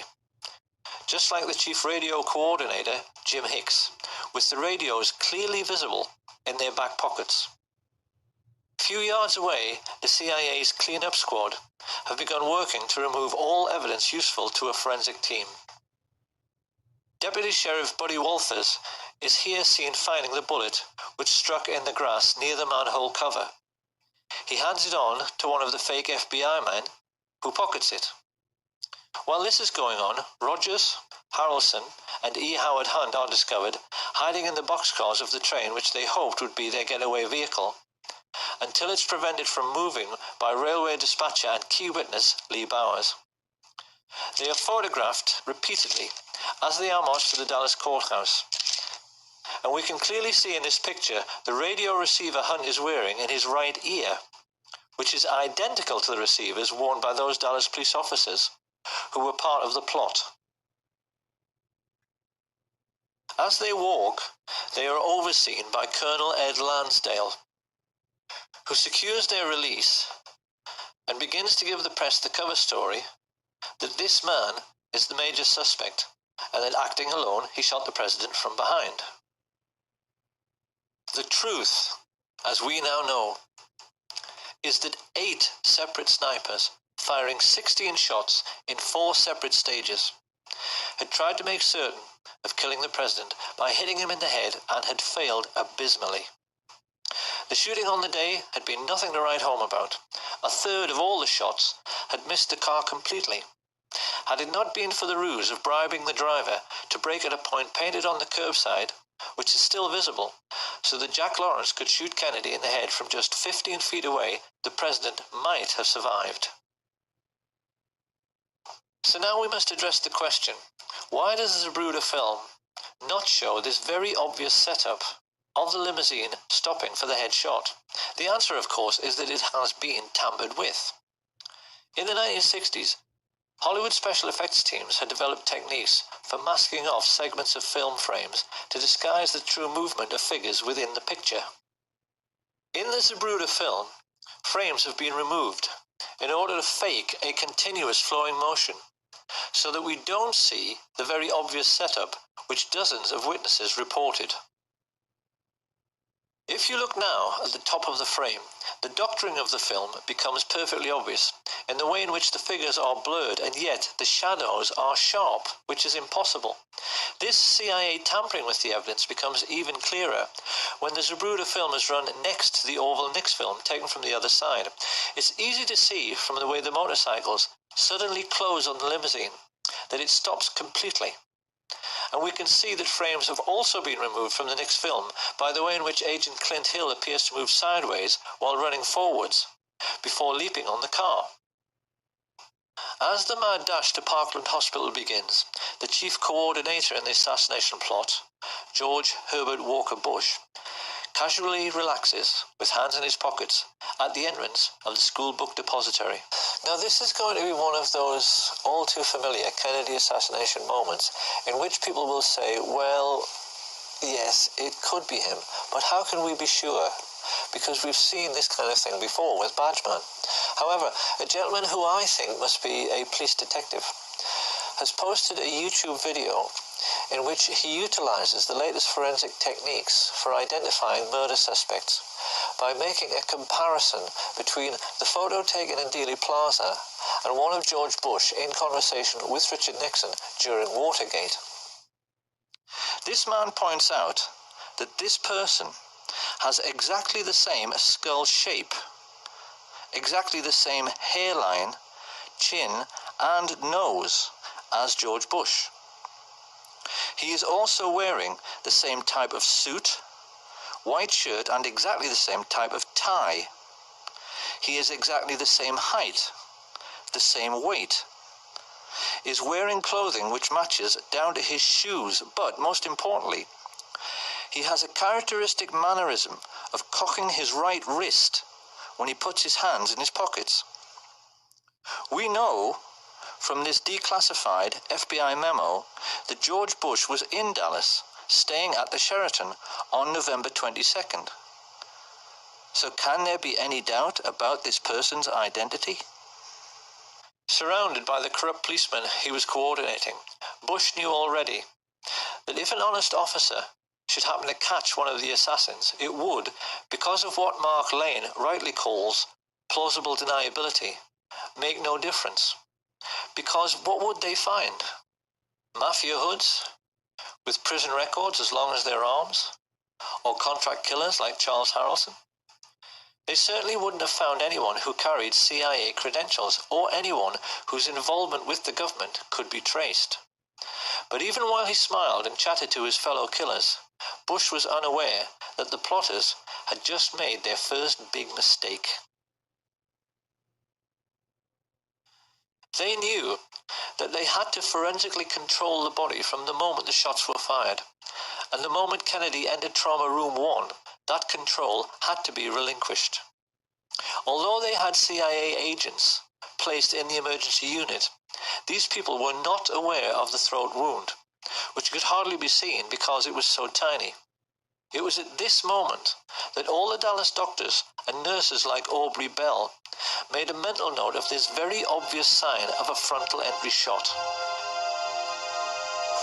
One of the Dallas medical team, Dr. Charles Crenshaw, a junior doctor at that time, vividly recalls what the first professionals in the Kennedy killing had to deal with. The second wound was here in the throat, right above the necktie. It was a small opening, very small, 3 to 5 millimeters, about the size of your little finger. I looked at the wound again. I wanted to know and remember this the rest of my life. And the rest of my life, I will always know he was shot from the front. And also described the portion missing from the rear of Kennedy's head after the impact of the frangible bullet, which hit him in the right temple. The bullet struck about where and passed about where? From here through. Taking out the back or the occipital part. The back of your head. This was gone. It's approximately 1 o'clock Central Standard Time today here in Dallas. He died of a gunshot wound. This information soon made its way to the media. Dr. Berkeley told me This is why, at the very first press conference, Press Secretary Malcolm Kilduff correctly described the cause of death and direction of the shot. In order to find a means with which to contradict this evidence, the cover-up now began in earnest, with the summoning from the Restland Funeral Home of a CIA agent who was known for being the best in the business at reconstructive surgery on cadavers, John Melvin Liggett. This man was actually attending a funeral when he was told of the president's assassination and asked to go to Parkland by the coroner. What he didn't know as he drove away was that one of his clients in this macabre and gruesome story was at that moment still alive. When he was arrested years later by New York police detective Jim Rothstein, Frank Sturgis, on discovering that Rothstein was a Bay of Pigs veteran like himself, got into an old army buddy's conversation with him and said first of all that after the assassination he returned to the Miami safe house where he ridiculed Marita Lorenz for missing history. It was all perfectly safe, he told her. No cops, no newspaper investigation. Everything was covered. I asked Sturgis, Jesus Christ, Frank, did you shoot the president? Did you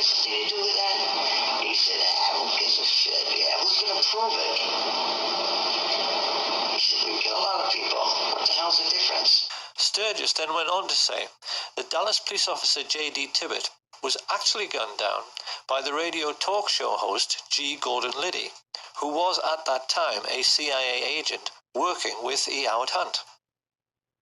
And here we must address a question which puzzled assassination researchers for years. Why did a Dallas policeman have to die within a few minutes of President Kennedy? What possible function could he have played in the overall plot as a corpse? One would think the authorities could have caught the fleeing Patsy without any need to incriminate him any further. So why did the life of J.D. Tibbet also have to end on the 22nd of November 1963? Where did he fit in? In only the last few years, a wonderful investigator called Robert D. Morningstar discovered one tiny little fact about Jefferson Davis Tibbet, which became the most important single piece in the completion of this puzzle. Because Officer Tibbet had a nickname. When he was at work, his fellow officers always used to call him JFK, because at 39 years of age he looked exactly like him. In the only well-known picture of Tibbet, his Elvis haircut makes him appear very youthful, but having turned grey and having nearly turned 40, most people felt his resemblance to Kennedy was uncanny. What Tibbet never knew, as he drove past assassination witnesses Jack Tatum, Domingo Benavides, and Aquila Clements, was that he had been selected to play the role of the president in death. Researchers have always believed it couldn't be a coincidence that Tibbet was shot in the right temple, just like JFK some 45 minutes earlier.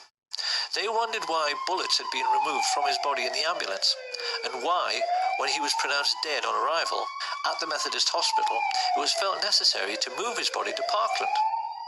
With their concentration firmly fixed on the casket of the deceased president, the newsmen completely ignored the ambulance which spirited away the body of J.D. Tibbet, so that it could be loaded onto Air Force 2, where John Melvin Liggett was waiting. When Kennedy's casket arrived at Love Field a few minutes later, Clint Hill, the agent who jumped on the car, recalled that all the people aboard Air Force 1 were told they had to go forward to witness the swearing-in of Lyndon Baines Johnson. This, of course, was just a ruse, to get Jackie Kennedy to leave her husband's body, and the moment she was out of the way, his cadaver was stolen and placed aboard Air Force 2 next to the cadaver of J.D. Tibbet. Many people have seen this famous picture in which LBJ is smiling at Congressman Albert Thomas a moment after becoming president, and he is winking back. We haven't known until now just how huge and terrible a secret he was sharing with Johnson, because at that moment on the plane right alongside, the most highly qualified specialist in reconstructive surgery and embalming in the country, John Melvin Liggett, was starting to make a facsimile of the dead president, using the body of J.D. Tibbet in order to obscure the true extent of the damage to Kennedy's head and make it seem consistent with a shot from behind.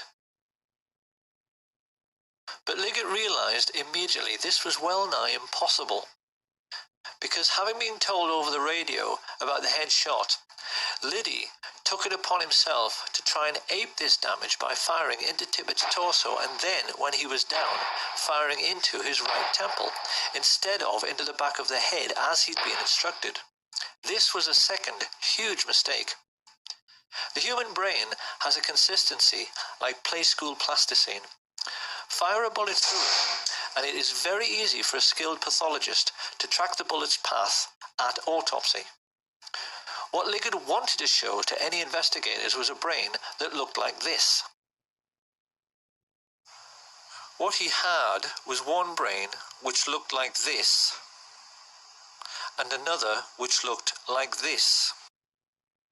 A large portion of Kennedy's brain had been ripped out by the impact of the explosive or frangible bullet, and what remained was filled with tiny shards of lead, some of them microscopic, which might take all night to locate.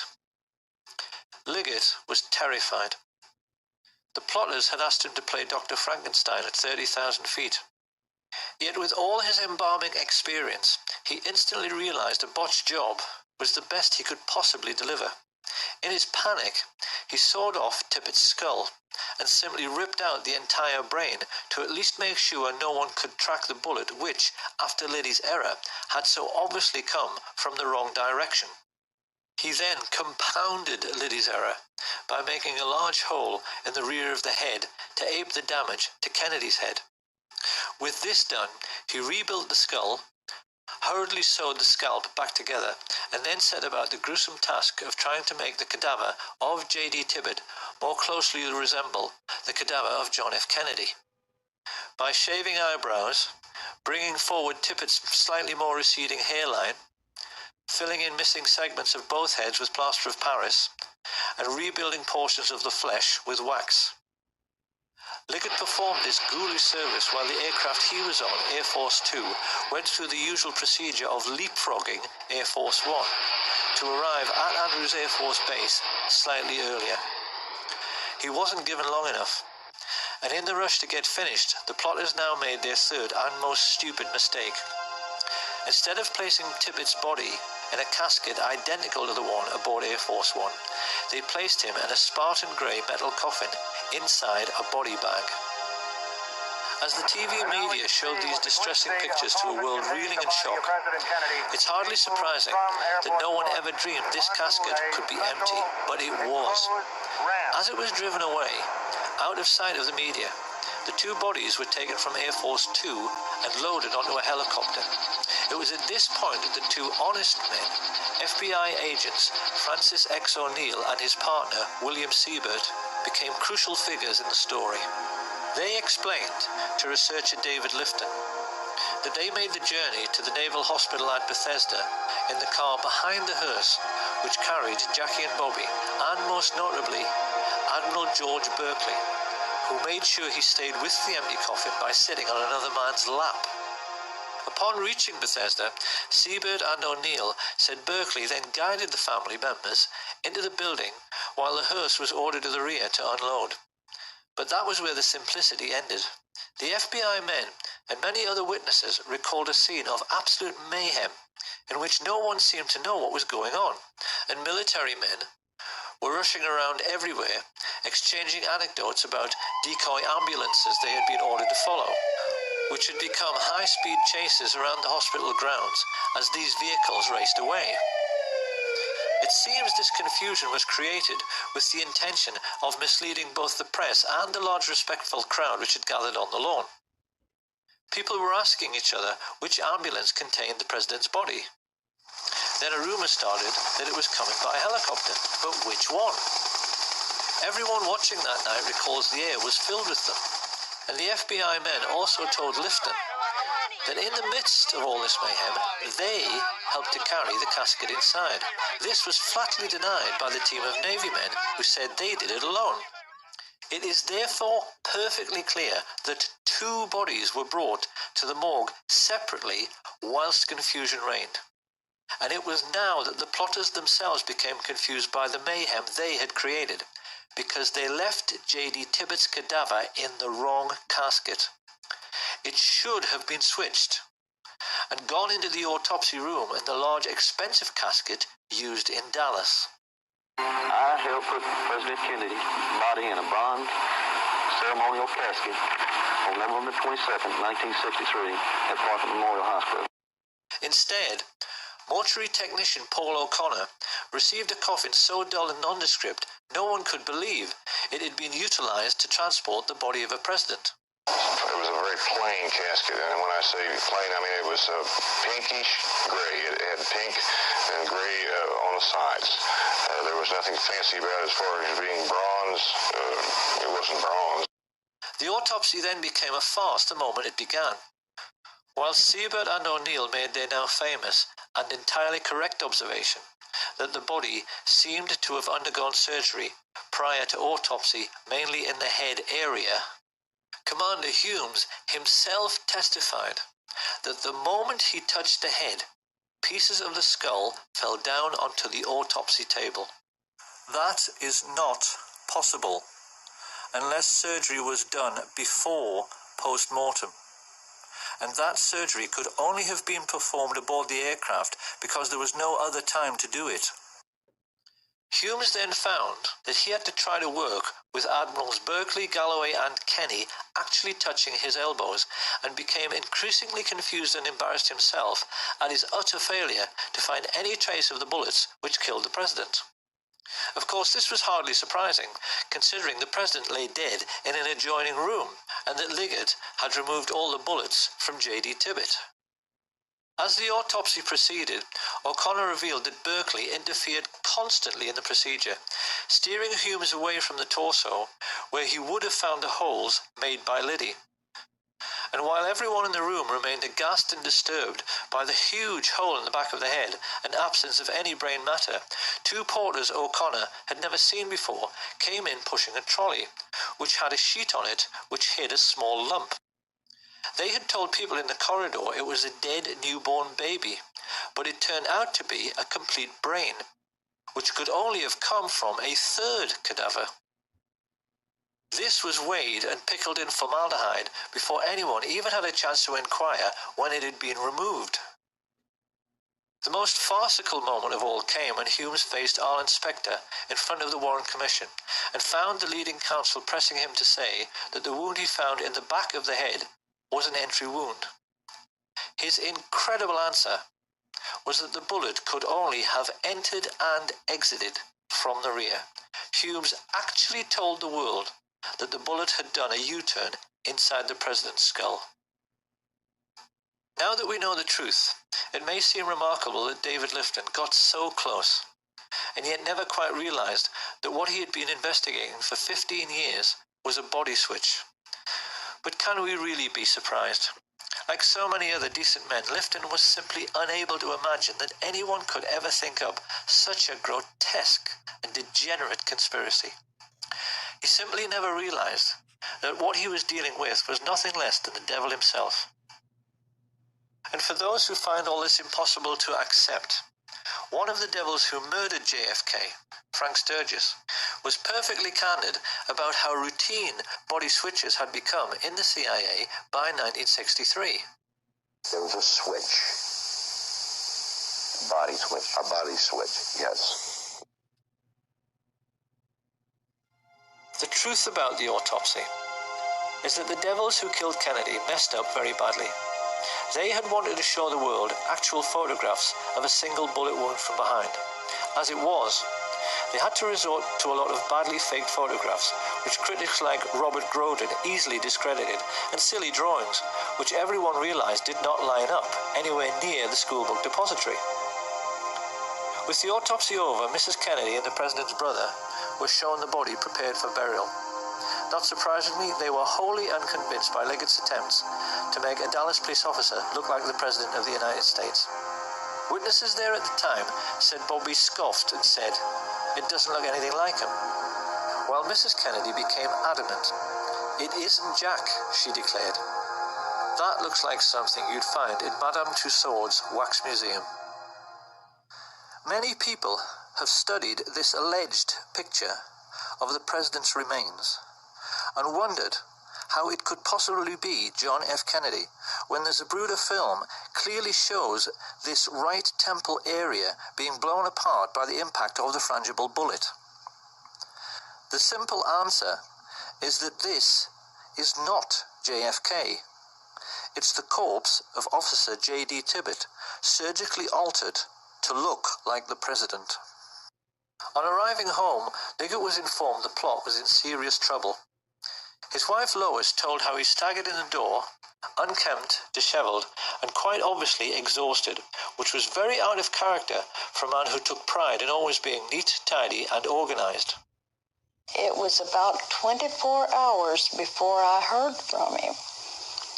He came home and he walked in the door, and when I saw him, he physically looked like he had really been through a very traumatic experience. His clothes were disarrayed, and that was so out of character for him. And he said, "We're going to get out of town for a while until all of this blows over." That was a quote, because I thought, well, what blows over? Minutes later, they were speeding down the highway towards Corpus Christi, utterly bewildered as to what on earth was going on. Chain smoking at the wheel, Liggett was looking increasingly nervous. It wasn't just that his botched reconstruction had failed to convince and would lead to courtroom testimony of bullets doing U-turns inside the president's head. The problem was that the patsy was still alive. Deputy Sheriff Roger Craig told investigators it was plain to him that Lee Harvey Oswald was not meant to survive his arrest procedure. He said that when he arrived at the Texas Theater, a group of his fellow officers were waiting at the rear, guns drawn, and that it was quite obvious that Oswald was meant to make a break out the back door where he would run into a hail of gunfire. However, Oswald himself was an intelligence agent, and once he realized he had been chosen as the fall guy, he briefly prolonged his existence by loudly yelling so that all the witnesses present could hear, "I am not resisting arrest, I am not resisting arrest." This is why Liggett, like all the others involved in the plot, was shaking in his boots on November 23rd. They were all aware that a sharp lawyer could get Oswald released simply by discovering that the chain of evidence had been broken in relation to Kennedy's remains. Once free to talk, and with intimate knowledge of the major players in the assassination plot, he could have gotten the heads of the FBI and CIA, all the military chiefs of staff, the mafia chieftains, and the Dallas oil men, all thrown in jail together for murder. Many people have wondered how the plotters could be so unbelievably dumb and so unbelievably obvious as to have Oswald murdered live on national television. The simple truth was that they had absolutely no choice. Their botched assassination attempt had proved that they were not as smart as they thought they were. The actual shooting had gone very badly. Most of the shots had missed. They'd had to botch the autopsy, and now they were having to botch the silencing of the patsy. Lois Liggett recalled that the moment Ruby fired, the atmosphere in their motel room evaporated. The minute he saw that, he looked at me and said, "Everything's okay now," and you could just see his face. He was like all the pressure had been taken off of him. All of a sudden he was like, sigh of relief, let's go, we can go home now. It was basically, pack your things, come on, we're leaving, now we can go. The family turned around and went straight back home to discover that Mr. Liggett now enjoyed a new vocation. It appeared he had suddenly come into millions, which bought his family a big new house and himself a new lifestyle, which included many wild poker parties at which, among others, he hosted David Ferry. This was not Lois Liggett's scene. She divorced him, heard that not long afterwards he was arrested for murder, and then shot dead while trying to escape. But this was not the end of Liggett's story. His new wife told Lois that the man she buried could not have been John Melvin Liggett, because the corpse she was shown had a mustache and he couldn't grow one. Then many years later, Lois Liggett actually saw her deceased ex-husband in a casino while on a trip to Las Vegas. Quite clearly, this man had been the beneficiary of yet another CIA body switch. And to this day, doubts remain as to the true fate of Jack Ruby, Lee Oswald, John Liggett, and the president himself. Many researchers now believe the plotters may have kept Kennedy's remains as a souvenir and buried J.D. Tibbett in Arlington Cemetery.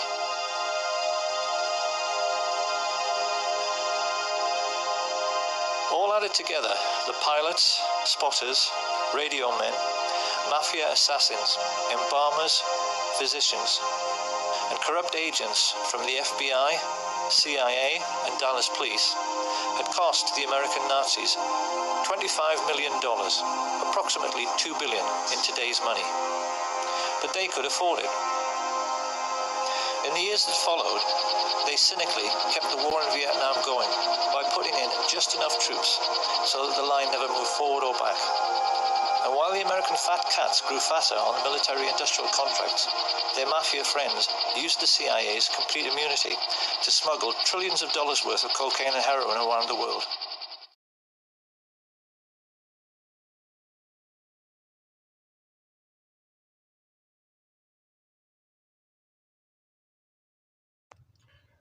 And there you go, guys. I think, judging from some of your comments there, that was possibly the most eye-opening and compelling piece of JFK documentation you have seen. And oh my goodness, we've got 25 people watching now. So hopefully you can hear me okay. Let's get rid of the camera, the presentation. Let's get the camera back on. And let's return to the studio.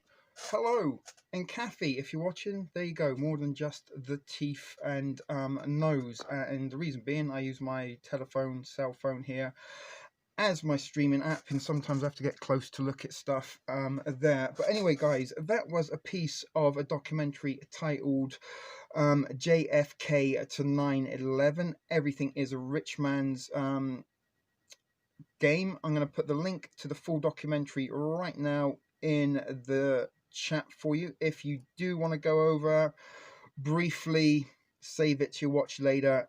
Very, very interesting because it's 3 hours long, 3.5 hours long in total. But it is one of, as I said, the most compelling and almost concise pieces of documentation of the JFK assassination that I think I have ever seen. And as that being the case, and maybe some of you haven't seen that, I wanted to share that with you. Now, it would be at this point that I was hoping to bring you my part of the installment of the presentation about the MK Ultra connection. Marilyn Monroe, JFK, Lee Harvey, and Jack Ruby all have connections and ties to MK Ultra. And was JFK either a Manchurian candidate? Was he brainwashed? Was he under the control of the elites or not? But that was what I wanted to kind of bring as my input to the proceedings. But that is my little spoiler teaser for you guys tomorrow. Come back, because then is where JFK 11/22/63 will continue. And as I said, I am trying to whet your guys' appetites and get you coming back for more while bringing you interesting and informative presentations like you just seen. Although I don't really like using that word presentation, it sounds a little bit weird and pretentious. I don't want to start getting that. We do want to sort of keep a little bit of the thrift store vibe and mentality here, which will never ever leave. Don't ever think that we're kicking or forgetting our roots, because we can never forget our roots, where we come from or where we are. But we are evolving, we are adapting, I'm growing. We're nearly 2 years old, and I like to think this channel has come a considerable way in those 2 years, and I actually think it's come quite a long way in the last few months. And in particular, this week for me is turning into be more of a success than I could ever possibly have hoped and imagined. 25 people watching. I don't think I can remember a time we last had more than 20 folks in the thrift store. Though I do lie, we did have 21 a little while ago. But this is the most folks we've ever had watching. We've got a lot of newcomers that have found the thrift store this last week. Devil Speak not so much this week, but you've come to the thrift store recently. You're regular now. Kathy, you found us tonight. You've been extremely contributive towards the chat. Some great comments from you. So thank you. Glad you found the thrift store, and hope, because some of the things you were saying sort of hadn't actually come to be in that documentary, in terms of the police officer whose name again I've forgotten, and I just heard I'm terrible with names. Excuse me for that. So hopefully the newcomers that have found the thrift store, you're feeling welcome in, and you're feeling part of these proceedings. And again, I do know Devil Speak, I keep saying this, and please forgive me, brother.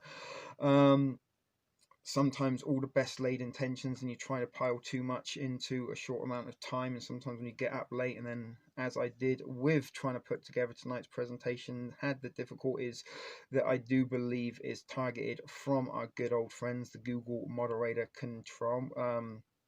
control team, whatever they're fucking called. Let's say hello to them now. If you want to, guys, give them your favorite curse word. Where can I get a thrift store emoji? I'm not sure, Hislam. if there is such a thing, can you make emojis? I'm pretty sure Nancy might know how to make a thrift store emoji, and I'm not even sure what a thrift store emoji would be. But welcome to you as well, buddy. Haven't seen you for a while. And RZR, Razor, I'm guessing that would be how you pronounce it. Welcome, welcome. So it is a little bit dizzying to have so many people here, but the most important thing I think we have to look at JFK is the fact that there was a deep state behind it. And if there was a deep state behind that particular event, then it would only go to fathom that deep states have been involved, or the deep state rather have been involved in quite a lot of other events, including the event that we are now currently living in, COVID, right?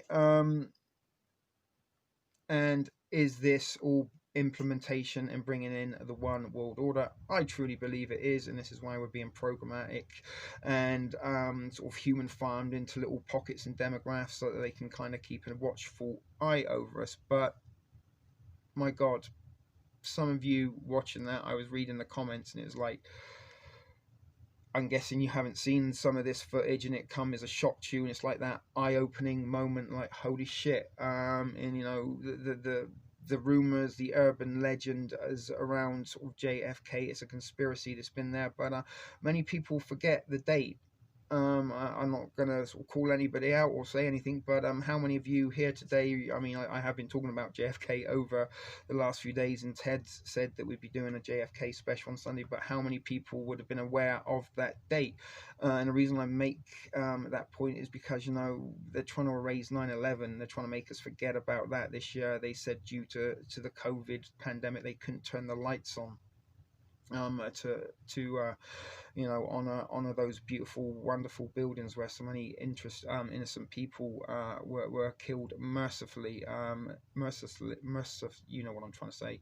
Some words are a little bit difficult. Regional dialect, although I do have a nice British accent. It ain't the Queen's English by any stretch of the means. That's because she's German. But we might look into all that at another point in time. So with body tampering in cadavers being plastically surgically altered while they're in midair so that they will look like a president, some of you, actually a couple of you in there, I forget who now, suggested that is he even dead, and how much of a staged event was this? Now, you know, in that little documentary we saw, so it wasn't little, I mean it's a very long one, but in that segment of the documentary we heard how half the people in that plaza were operatives or crisis actors. You know, I suggested before we saw that that piece of presentation there, that was Lee Harvey Oswald a crisis actor? Was he the David Hogg of his time? Was he being played the part? And something else I also wanted to talk about was, you know, his assassination live on TV that we sort of started at. You know, it's perfectly acceptable to think that in a police station, the most wanted man on the planet at the time, he just killed the president, allegedly. They just let anybody in, and Jack Ruby just like walked up on cue and shot him. Now, the scuffle and the kerfuffle that sort of happened after that was very much like the fucking Dick Tracy pulp fiction detective serializations that were very popular around at the time. You know, there was a big thing about, you know, detective serials and shows, and they were all having punch-ups in offices with their hats and their jackets. It was straight off the stages. In a little bit, you know, we talk about War of the Worlds in Orson Welles back in 38, in how he used a piece of fiction that he dramatized and portrayed as a real-time event, convinced people that there was an alien invasion, and got people seeing things that weren't even there. So a few years later in 63, we have TV and the ability to put movies and special effects together, because in the 50s and the 60s sci-fi movies were very, very popular, and all part of, you know, the UFO narrative, which we will probably be covering before 2 weeks of tea is over. But was the whole event staged? And, you know, was the Brooder there? Was he himself a CIA operative? Was he part of the Laurel Canyon moon landing crew? Like, how much of JFK's assassination is real? You know, how much of 9/11 is real compared to the official narrative that we're given? How much of JFK's assassination is real? Now, we saw all the players and the people who were involved in the reasons why they had JFK assassinated. What if JFK was all part of it? Or what if he'd been under the mind control to go along with it? You know, I think it was Nancy, bless her, that mentioned, do you think he had a gut feeling that all these people were out to get him? And, you know, that's a very good question. Did he, you know? And surely, you know, with all these secret services and stuff around him conspiring against him, you might think he'd have a little bit of an inkling or get a hunch or some kind of sixth sense to suggest that something was a little rotten in Denmark with the whole trip to Dallas. Don't you think? Unless, of course, he was in on it. And what if, you know, what we saw in the Zabruder film was a dummy? What if Jackie was acting the part of the word wife, getting out and clambering around? And I think it was Kathy that said something about the Secret Service getting his gun. Now let's just kind of pretend that the people in JFK's car were the only people that didn't know about it, because they would be the closest to him. They would be the most likely to possible break the chain of secrecy in the event of the you know, when the event took place. So being a Secret Service operative and being he has protocol and training, probably the first instinct that he would have if he heard a gunshot would be to go for his gun. That's his training, that's his program, that is what he had to do. They killed Junior too, but did they? And isn't the QAnon fucking conspiracy wet dream thing that he's still alive, he staged his own death, and was that Robert Kennedy? It's one of the Kennedys, I don't know which one, and the Kennedys are shrouded in an awful lot of mystery and sort of mysterious deaths. So this is what I'm saying, that if one of them supposedly faked his death, then what if they all faked their death? And what if this was the event that was staged a little bit like 9/11 to bring in the non-patriotic Patriot Act? Was JFK as much part of the plot as everybody else that we see there? And was this an event to radically change things for the worse? Look at the driver reaching over his right shoulder with a gun in his hand. Is that his ways? Well, apparently she was gathering the fragments of his head that had been blown apart, and that's quite a lot thing. 9/11 and JFK, according to Red Pill, are the greatest hoax. And this is what I'm saying, Kathy, that if they are the greatest hoax, just how big is the hoax? And are they just giving us a little bit like the 9/11 truth movement? You know, I always made the reference to loose change as being the controlled opposition's version of the conspiracy, and again it relies still on aircraft being used, which again I believe is a physical impossibility. Aluminum cannot penetrate steel. If you want to experiment for yourself, go and get a tall boy, go and get a block of steel, drop the block of steel.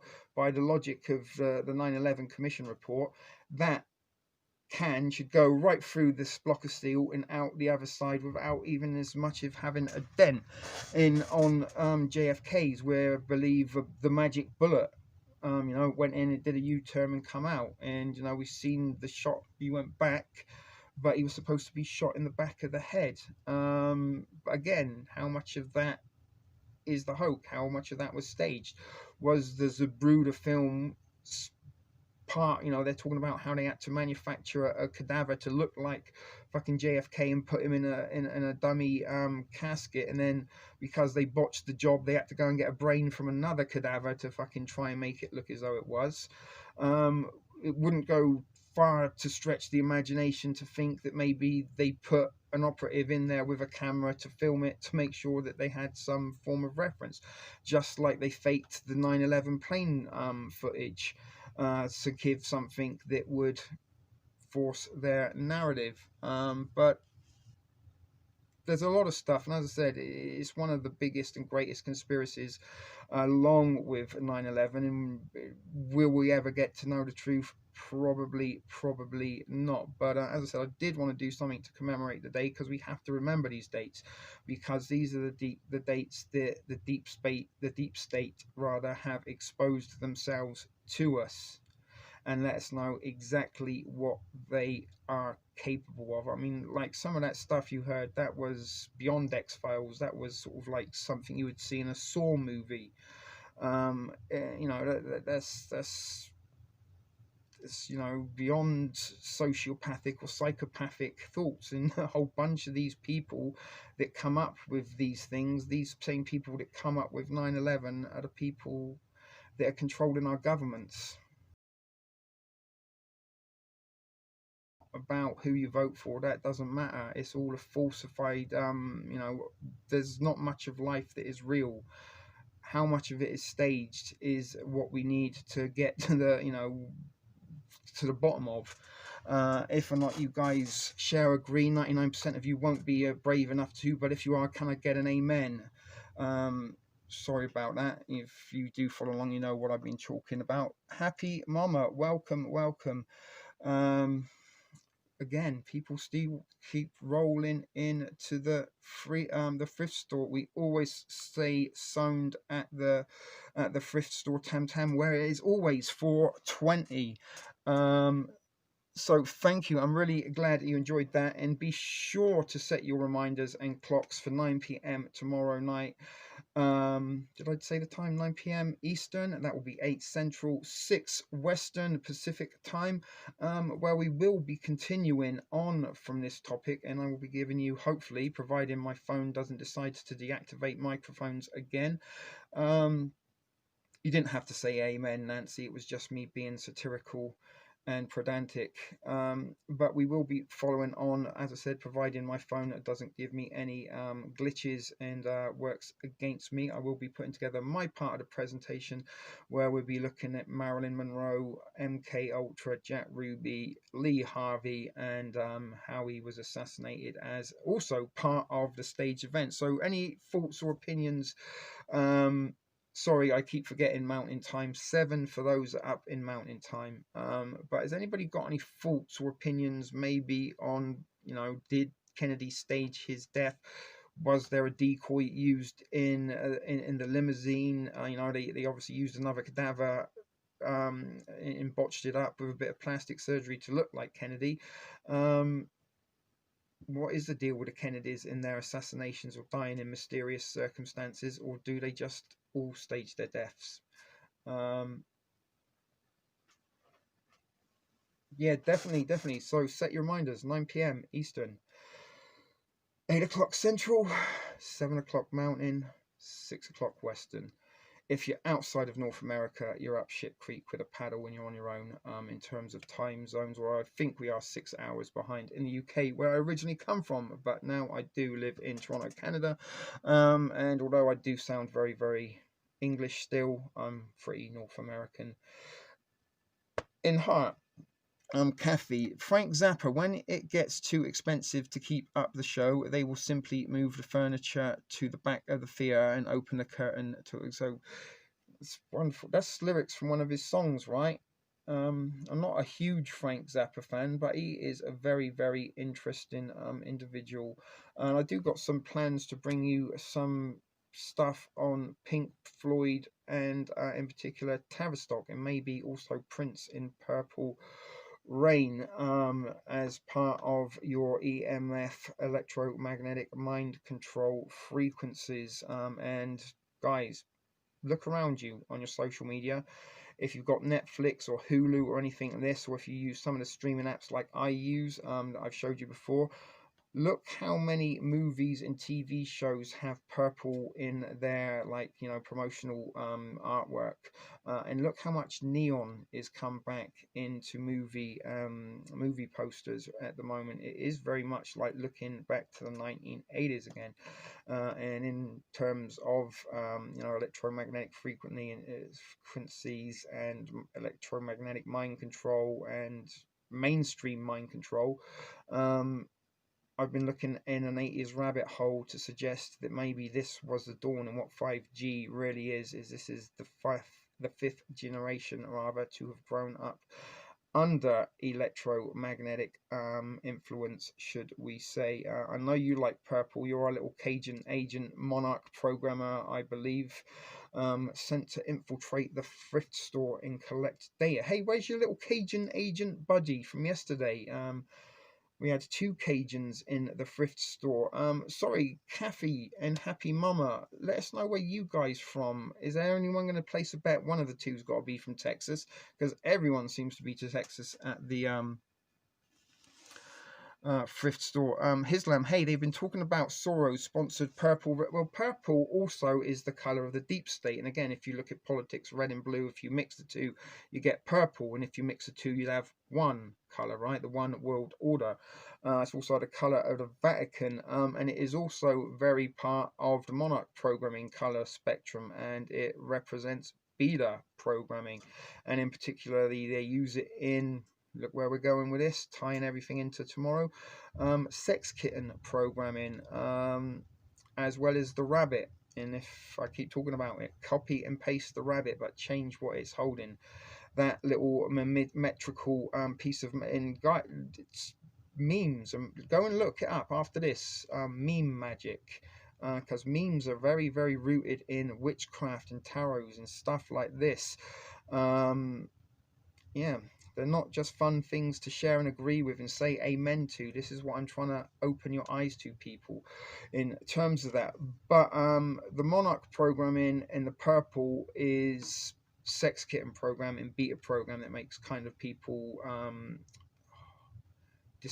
discognitive and disassociation, right? Are we being programmed to disassociate with the old normal and accept the new normal? But again, monarch programming, sex kitten programming, that was what Marilyn Monroe was. She was an MK Ultra. She was used to get into places of influence because people of influence wanted to be seen with the most beautiful woman on the planet. She was the ultimate secret agent, and MK Ultra was what they used to program her. MK Ultra is what they've managed to perfect and compartmentalize and insert into our smart technology.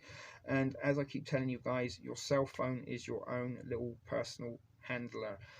Keep away from it as much as possible. Only use it when you have to. Limit when you use it. Turn it off tonight, and if you can, keep it in a mylar bag. Candidates wear purple, blue, and red. Look it up, guys. Purple. Let me just show you something here on my browser. I'll just show exactly. I'll try and do a little bit of a demonstration, even though we are going a bit off topic from JFK. So I'm going to open up a new tab. Oh, it's changed. It's changed today. It was different, but I got a screenshot somewhere. Or at least I hope I have. Where are my screenshots? Okay, so that was my browser yesterday. Purple. Alright, that was on Brave. And that was DuckDuckGo. Let me just open up one of my movie apps. So this is CineHub. I've showed you this before. So let me get movies. Let me put a filter on for 2020. Okay, let's just look at United States movies. All right, so first up we've got the Fresh Prince. I don't know if you can see that there. The color's not great, but the first one is purple. Then we've got Three Wise Men with a purple star. If you come down a little bit, we've got Star Wars Lego, very red, blue, and purpley. We've got a movie there, San Diego, purple. Discover the Wonderful World, purple. SpongeBob movie, purple. Toys in the Attic, purple. Paradise Sea, it's a little bit purpley. Over the Moon, purple. American Selfie, purple. Friendsgiving, girl in the middle's got a purple sweater on. Broken Hearts, purple heart there. Monsters, there's a lot of Monsters movies and a lot of babysitting movies, but the Monsters, Love and Monsters, purple font, purple. There's another one there, The Secret, purple. Evil Eye, red and blue. I don't know if you can see. Let me keep going down a little bit. There's another purple one there. Another purple, you see. Purple, purple, purple, purple. Welcome, Killer Kyle. I did see you snuck in. There's another purple. And it goes on and on. And let me just show you probably the most compelling one for you. There's a Tesla movie. Guess what color the Tesla movie poster is? Any guesses? Come on, let me see if you're paying a guess. So there's a Tesla movie that come out this year. I'm going to turn it around at the minute. I've got it lined up. What color is the movie poster for Tesla movie? Any prizes? Any prizes? Any prizes? I mean, there's no prizes. Any guesses? I mean, Bueller, William Mason for the win. It's purple. Yeah, I don't know if you can see it there. There it is. It's a purple movie color. So purple is everywhere. Now, Martha, remember the other week when I was talking to you about when you posted that meme about wanting to see purple? And again, I agree with you. There's nothing but politics and pandemic in copy and paste, share and amen memes on social media. So it is nice to see other things, but the purple. And as I said to you, did you wake up that morning and like think that you haven't seen enough purple and it would be a good idea if your friends shared purple pictures in the comments below? Or did somebody on your Facebook suggest that to you? And why did they need us to see purple? You know, why didn't they ask us, like I put a joke one up, why don't we share our poos? I don't see enough poo on social media. Everyone poos. So for the next 10 days, when you get up and you take your morning dump, take a picture and share it.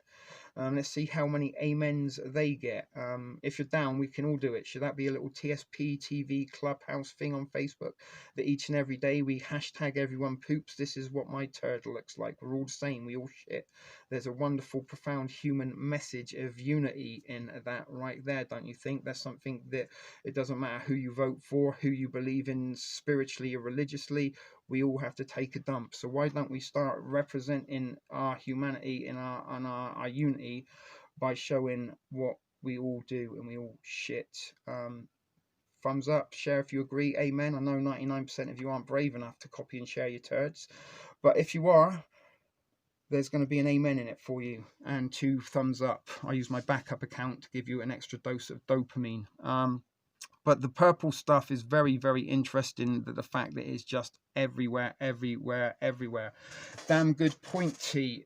Thank you, William Mason. You know, there is, it's crude, it's disgusting, but we all do it. So why aren't people doing that? Why do we have to get 200 amens? Why do we have to copy and paste bunnies but change what's it's called? Why don't we think of something ourselves? So what a good thing to do is wake up tomorrow and do the thing, you know. Hey, I see enough politics in pandemic on my social media. I really like Ewoks. I don't see enough picture of Ewoks on my social media. Post a picture of your favorite Ewok. Stuff like that. Something that you like, not something that you've been seen and shared and told to share, just because it's got lots of emojis and reactions on it.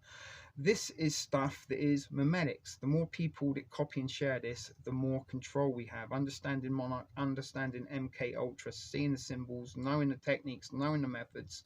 And when you see it on your social media, like I can see it on your social media because I understand it and paid attention to this, then you will be much more able to fight the battle against something that you probably have no idea is your enemy and is combating you.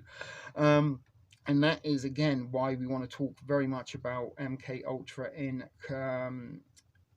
conjunction with JFK right there. Sorry, Happy Mama's in Washington State, so you're up on the Pacific Northwest there, beautiful part of the world. Did we find out where Kathy was from? I'm not sure, but as I said, I did get a little bit off topic there, but that is part and parcel of the TspTv live experience. We do shoot a little bit from the hip at night, and sometimes we do go off topic, which is why I try to incorporate a little part of a presentation about a topic in general. That gives us a little bit of shared interest, shared information. We can look into or chat about it, and then, you know, afterwards we can like go into a movie, right? We go and watch a movie at the movie theater, and afterwards we may go and hang out in the bar or the cafe or go bowling or something and talk about it. Purple ties and browsers. So pay much to do exactly. Have a little look tomorrow when you get up and see, you know, how many times you see purple. We've got the Discord. little group. I'm going to try and sort of maybe check in with Discord once a day this week for the last part of 2 weeks of tea, although I can't exactly give you a time when I will be doing that. As I said, I've got plans tomorrow to start putting together my JFK MK Ultra related presentation, and then possibly we'll give you guys the choice and the decision to choose your content beyond that for a couple of days like we did last week. If that's something you're down with, thumbs up in the comments. So we're at 2 hours and 20 minutes almost, so we'll be wrapping this up all being out around 2 hours and 30 marks, although we did go on for 3 hours yesterday, and actually a little bit more I think with the after show. Yeah, we're going on lockdown on Monday 100%. It's lucky that COVID negotiated with the government, said, you know what, we'll give you guys one last weekend, go out, have some fun this weekend, we'll give you a bit of snow, let the kids toboggan, but trust me, Monday you better be locking down because we're coming back twice as hard. But as I said, we are going in lockdown, so I ain't got nowhere to go or be. It's fucking snowy outside, so the fact that I am a little bit back in a groove of producing, editing, and putting together some shit video productions, it does seem to be that you guys are enjoying. And my goodness, 25 folks still watching on a Sunday night here at the thrift store. Seems almost a long time ago, although it wasn't. It was quite recent. It was about a month ago where I did a stream to 2 people. I was like, oh my goodness, what did I do wrong? What did Marfugel say to the crew this time?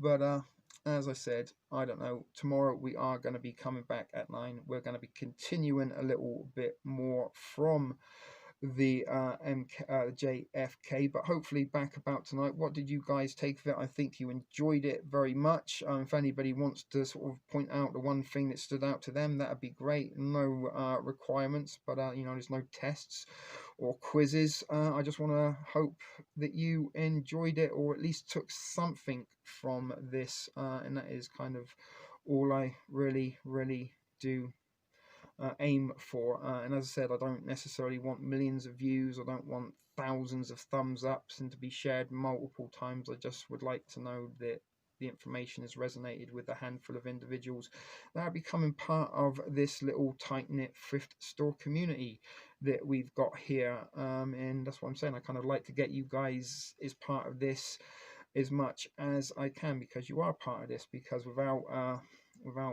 you trusty bunch of thrift fam to watch and tune in regularly, there'd be pretty much no point in me doing this.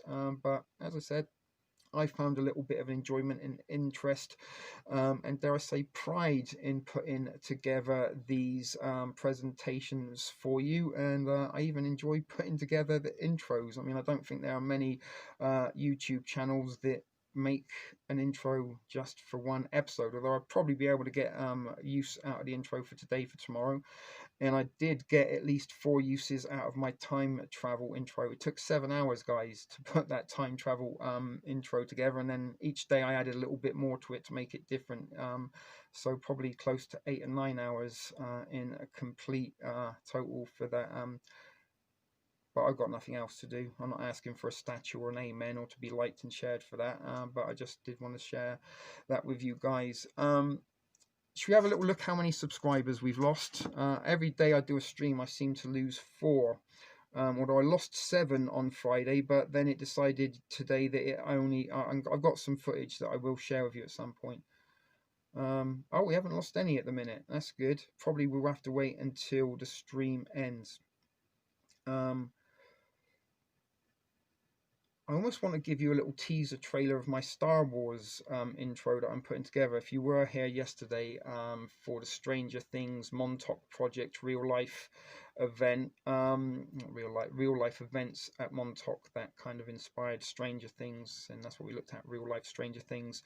But I'm going to do very similar next Saturday, but on my little baby, and probably my favorite piece of fiction of all time. I could almost say my religion, Star Wars, and I'm going to decode Star Wars to you. Now, a couple of guys, Maiden and Becky, I think, have seen my little teaser trailer intro for my Star Wars special next week. You know, I must admit it gives me goosebumps. But then I am a Star Wars fanboy.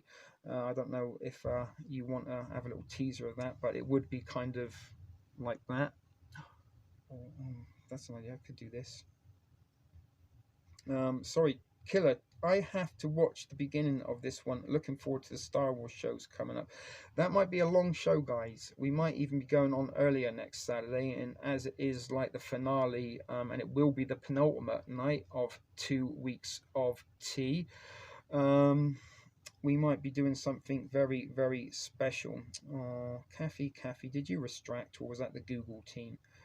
Bushes like points of light. Are you being sexy? Don't you show me a good, or promise me a good time, Nancy? 2 buckets. You need 2 buckets of popcorn. Devil speaks. You're going to probably need 4 joints, my friend, and a bong, maybe an edible.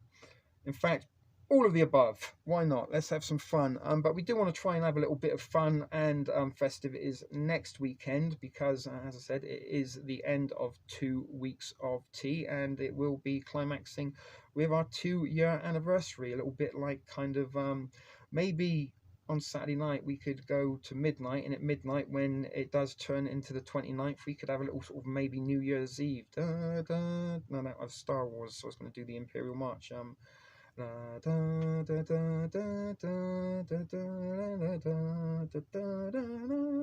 Well, you don't need to frequent Marfugal anymore, Cafe Title, because you've got a thrift store door where the door is always open to you. And even if you aren't live, there are a variety of videos in my various playlists that may be of interest.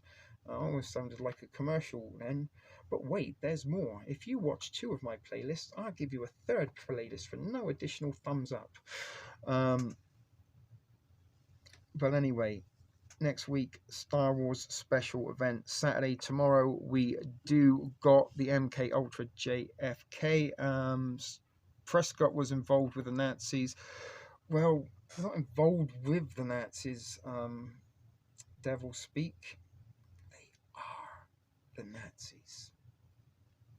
But yeah, cool. I will be at, we've got to start spreading a little bit of hype, I think, about the 2-year anniversary, perhaps. You know, we had 25 folks watching this. Nice. Wouldn't it be great if we had 30? And I really want to try and get some of the old Thrift Fan members if we can. We want to try and get as many as possible in together because, you know, it's not just about me. I like seeing you, and I think you guys like seeing each other. And it was great to see Hoopties today. I know she's been a little bit busy and had some life-changing experiences during the COVIDian era, as we all have. Yeah, good one, Glynis. NASA Nazi. But as I said, halfway through 2 weeks of tea, and it really has flown by. I do remember that first one on Monday, and I was like, my goodness, the week seems so very long all of a sudden. But now it's like, where did it go? I'm not even sure how many hours of footage. Should we have a little workup? Roughly work it out how many hours of footage we've had this week during 2 weeks of tea. Okay, so we started on Monday with 2 hours and 30 minutes. Somebody do the math. Then we went 1 hour 50 minutes. That's 3 hours, 4 hours and 20. 6 hours, 7 hours, 7 hours 46, 9 hours 46, 12 hours, 15, 16, nearly 18 hours of footage and content this week during TspTv's 2-year celebration, 2 weeks of tea. So that's an awful lot of hours that you've had to enjoy at the thrift store so far. Part of this almost seems like a shame to end it, but all good things do have to come to an end. But don't you worry about that. We still have 7 more days before that happens. Nazi American Space Agency. and that George and Barbara were actually 10 years older than they said. There looks to be some very interesting chat going on right now. So we've dropped down to 18 folks. So maybe while we are still ahead of the game, it is really time to start leaving you and wanting some more. But I don't really like to leave when people are chatting. Now, something that was very funny that was mentioned to me, that a bunch of you kind of stayed after the stream ended in the chat. Goodness, I don't know what has happened, the magic factor, or what it is about the thrift store at the minute, but for a little while we can get people to watch for love and the money, and quite often did live streams to only 6 folks. But as I said, sometimes it is good to quit while you're ahead and leave them wanting more, which is really what I want to do. And I guess yesterday I did leave you wanting more, because more come back today for more.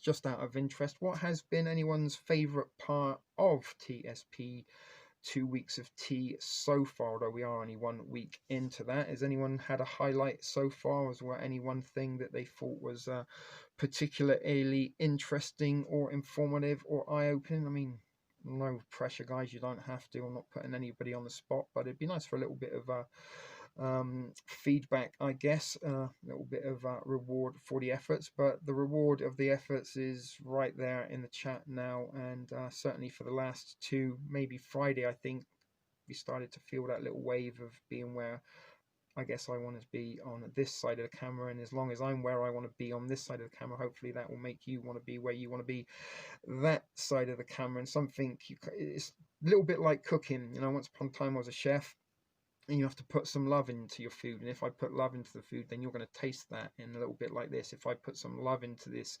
episodes, I kind of hope that you will feel that love and maybe share that love in the feedback that I'm kind of getting from some of your comments. And this is another part of the presentation, because I can see a little bit more and pay attention to what you guys are saying, as opposed to when I'm talking to the camera, and then sometimes when I get comments I get distracted. So that's a little bit why getting the presentations into place. So we've just gone over 2 hours 30 minutes. You might be getting an extra 15-minute bonus time, guys. Do I get a thumbs up? Amen. 99% of you are going to share and agree, or are 1% of you going to say I'm going to copy and paste a bunny? I'm not sure. The Stranger Things was very interesting. Yeah, Nancy, you actually were making a lot of comments in that one, which is very encouraging. We're getting you from using your little emojis to real you words and thoughts and opinions. You mentioned some very, very good shows, actually. There, go over to the Facebook group and post links if you can to a couple of those shows you mentioned, and then I might look into them and feature them over the week. And you know, that is kind of again while I'm trying to ask you guys for feedback, because if there's anything in particular that you like, then maybe I can sort of feature that in one of these future presentations, and again that kind of encourages you to watch. And yesterday the Stranger Things special was kind of dedicated. It wasn't just a sort of quirky little attention seeking thing. It was dedicated to Baby P. It was her 21st anniversary yesterday. If you didn't wish her the best, it is her 21st anniversary weekend. To Mr. Papampolin, as I like to call him, give her some love and hugs and emojis, all the emojis you want. Go crazy, Nancy, with your emojis now for Becky P. But she said that she would like to see me do a Stranger Things episode, so that's what she got. And a little while ago, Almal left a comment in one of my videos saying she'd love to see me do something on MK Ultra.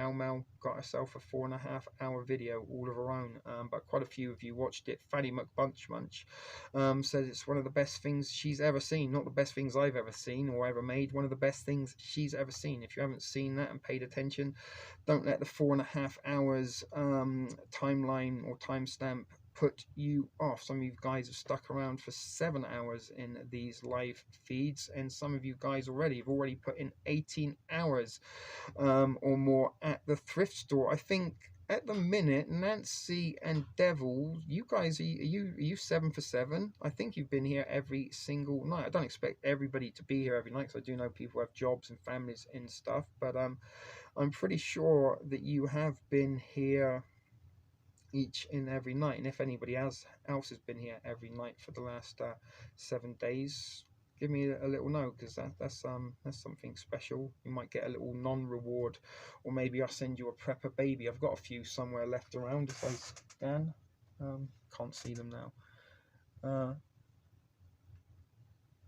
2 weeks of tea. Well, I guess I am trying to incorporate a little bit of Britishness with the tea, but I'm TSP, aka the Thrift Store Prepper, but they shortened it to TSP, and then eventually it got shortened from TSP to T, so I'm T. So it's 2 weeks with T, it's pretty much 2 weeks with me. So Nancy, you really enjoyed the Stranger Things. Anybody else? Anything else want to add to that? Yeedy, I can't even read what your name is. Yeedy Weekiar. Hello, hello. That's an unusual name. Any name? Jennifer. Why does Jennifer Title ring a bell? His lamb. Like I say, you guys seem to be having fun, so we don't really want to kind of stop it too short. But if you do want to carry on and hang out and chat, we could have a Discord after party if you want. If anybody's down for that, it has Discord.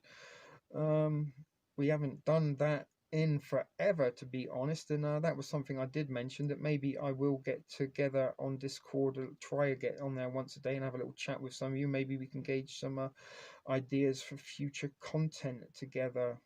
But hopefully, as I said, guys, back to tonight's show, you found that documentary, or a little segment of a documentary on JFK particularly interesting, and if your comments are anything to gauge by, you did like that.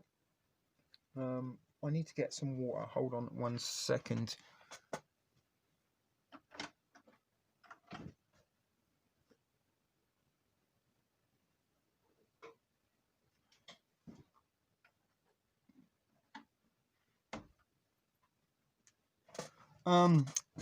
There you go, Devil Speak. I think Baby P just posted it there, so go and join up.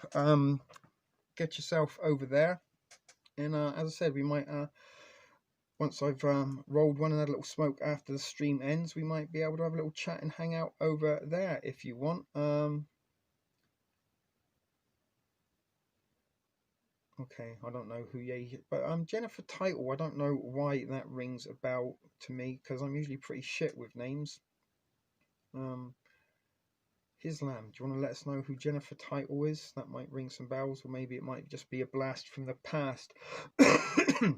But as I can see, we are down to 15 folks now, so we will wrap this up definitely at the 2 hours 45 minute mark. I don't got an outro tonight. Actually, let me see if I can pull one up. I think maybe I can. Baby P, there's a little baby perp for you. And another one. It's 2. I'm putting my finger up, but you can't see, maybe, I don't know. I'm trying to find my outros. Where are they?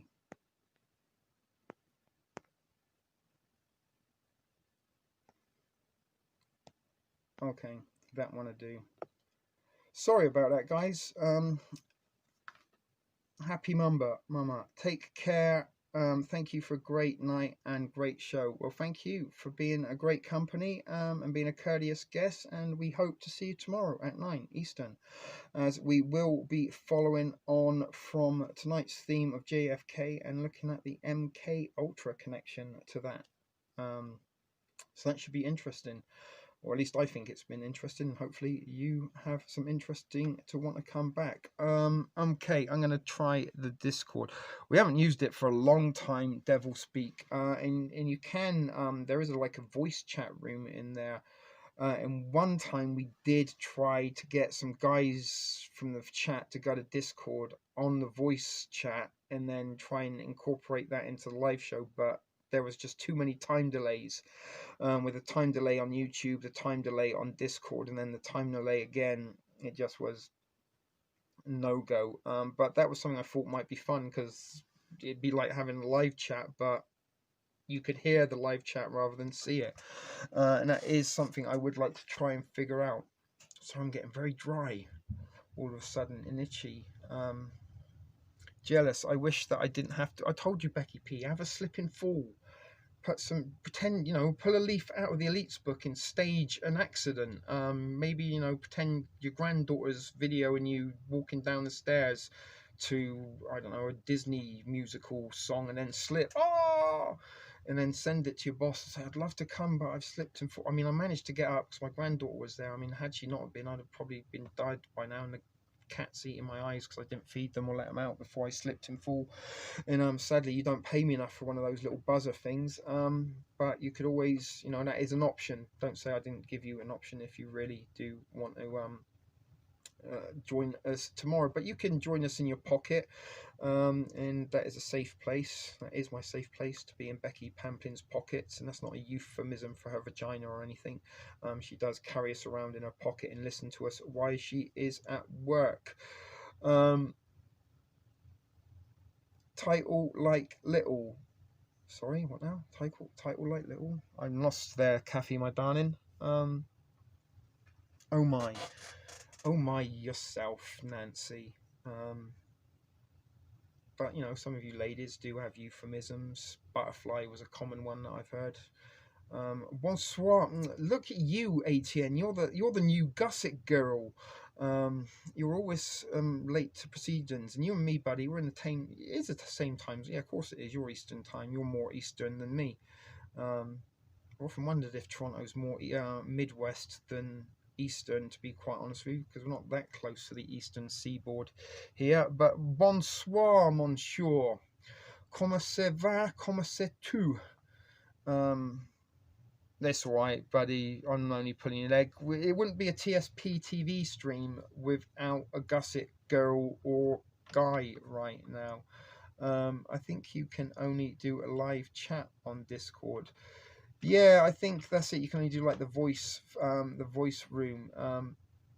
And that is again a little thing. I was hoping we could use the Discord, that maybe you guys, if you see something or take pictures, if you see a UFO or something funny in the sky, in particular, look out for purple sunsets. There's a lot of them lately. A lot of them. I'm not sure exactly what that is all about, but purple is everywhere, and that would be something interesting. I'd like to see. You know, if we've got the Discord and we check in daily, maybe input your purple pictures or what you see that is purple of interest. I mean, you know, in around, like, you know, when sometimes you get these ads on your news feeds, they pop up. To pay attention how many of those are purple. A little bit of interesting group project then.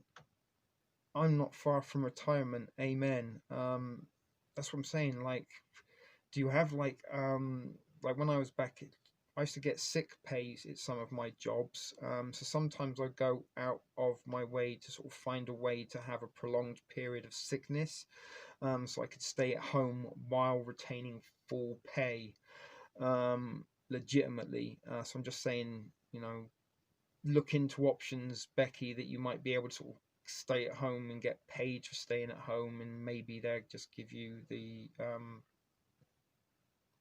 early retirement. Put up purple pictures, please. Yeah, that was a post that was getting generated around lately. I don't know if you were here, Yeedy Way Kiar. Is that how you say it? I'm not sure. I just call you YD. That works for now. Hopefully that works for you too. But I was talking a little bit earlier about how much purple there does seem to be fluctuating in the mainstream and the social media platforms right now. Movie posters, TV stuff, all of that seems to be purple. Yeah, we've got a bit of it here, ATN. It's been snowy all day in Toronto. We did have a little look out the door earlier. I would show you again, but I don't want to, because I do plan to go and have a little puff in a minute. So I do got my outro. We've got 3 minutes to kill before the end is. Title is pronounced like little. Yeah, are you talking about my accent? Or something? Where my part of the world in England, we can't say our T's. Like butter or tattoo, for example. Better. I don't know if that's what you're getting at. Title. I'm not sure. I'm still confused on that. But I like your spirit, Kathy. I'm not being rude or anything. I just lost something. Stop sleeping outside. But teas are something I have difficulties with. And my apologies. Kathy is from Oregon. Kathy. Oregon. All right, sorry, I got a little bit distracted then, but that killed a minute at least. It killed in a minute. Never mind. We are going to wrap this up. Hopefully, you guys do have a little bit of a whetted appetite to come back for more, where your hunger for information hopefully will be quenched. You quench hunger? No, satisfy hunger. You satisfy hunger. For more information on JFK tomorrow, where we will be investigating MK Ultra. And its connection to it. Other than that, guys, not much else I can really say, but thank you for joining us for night 7 of 2 weeks of tea, a series of live streaming that is turning into be far more enjoyable than I ever possibly hoped or maybe imagined. It did seem to be like it was a bit of a burden and something I really wish I never threw myself into. But now I'm incredibly glad halfway through that I did, and hopefully you guys are enjoying the rewards for my efforts in these presentations. And I gotta say, I do like the way these shows are going. What you saying there, Callie? The casino down the road has me here. Has a sign. Take a picture. If you're in Discord, let's see it. And maybe at the end of the week we can see how much purple I can put a purple rain montage together of all your pictures. Edit something up. Another thing would be nice if you guys that have prepper babies, if you could find a way to post them either in Facebook or on Discord, and kind of let me know where you're from. I'd like to do a little sort of special thing to show how many people have got prepper babies around the world and where they are. Little things that I do send out as token gifts and gestures in the nutsacks. So we are officially halfway through 2 weeks of tea. Thank you, Devil. I'm really glad that you like my show, and it's sort of individuals like yourself and some of your comment and input that you've been put into chat that has fueled me quite a lot in this last week to put these presentations by. And that's what I was saying, I kind of need as much fuel from you as maybe you need catalyst from me. Symbiotic relationships there. I notice we've gone a little bit over the 1 minute 45 minute mark, so it is time to get the little where are we? There we go. Sorry about this. The outro out and into place. Hopefully it is there. So as I said, guys, this was night 7 of 2 weeks of tea, part of TspTv's 2-year anniversary celebrations. Join us again tomorrow at 9 p.m. Eastern, 8 Central, 7 Mountain, and 6 Pacific time, where once again the doors to the thrift store will be open for more shit video productions as we continue with 2 weeks of tea, night 8. Until then, guys, take care, keep it thrifty, and remember, as always, be excellent to each other. See you tomorrow, guys, 9 p.m. sharp. Don't be late, be there, or be square.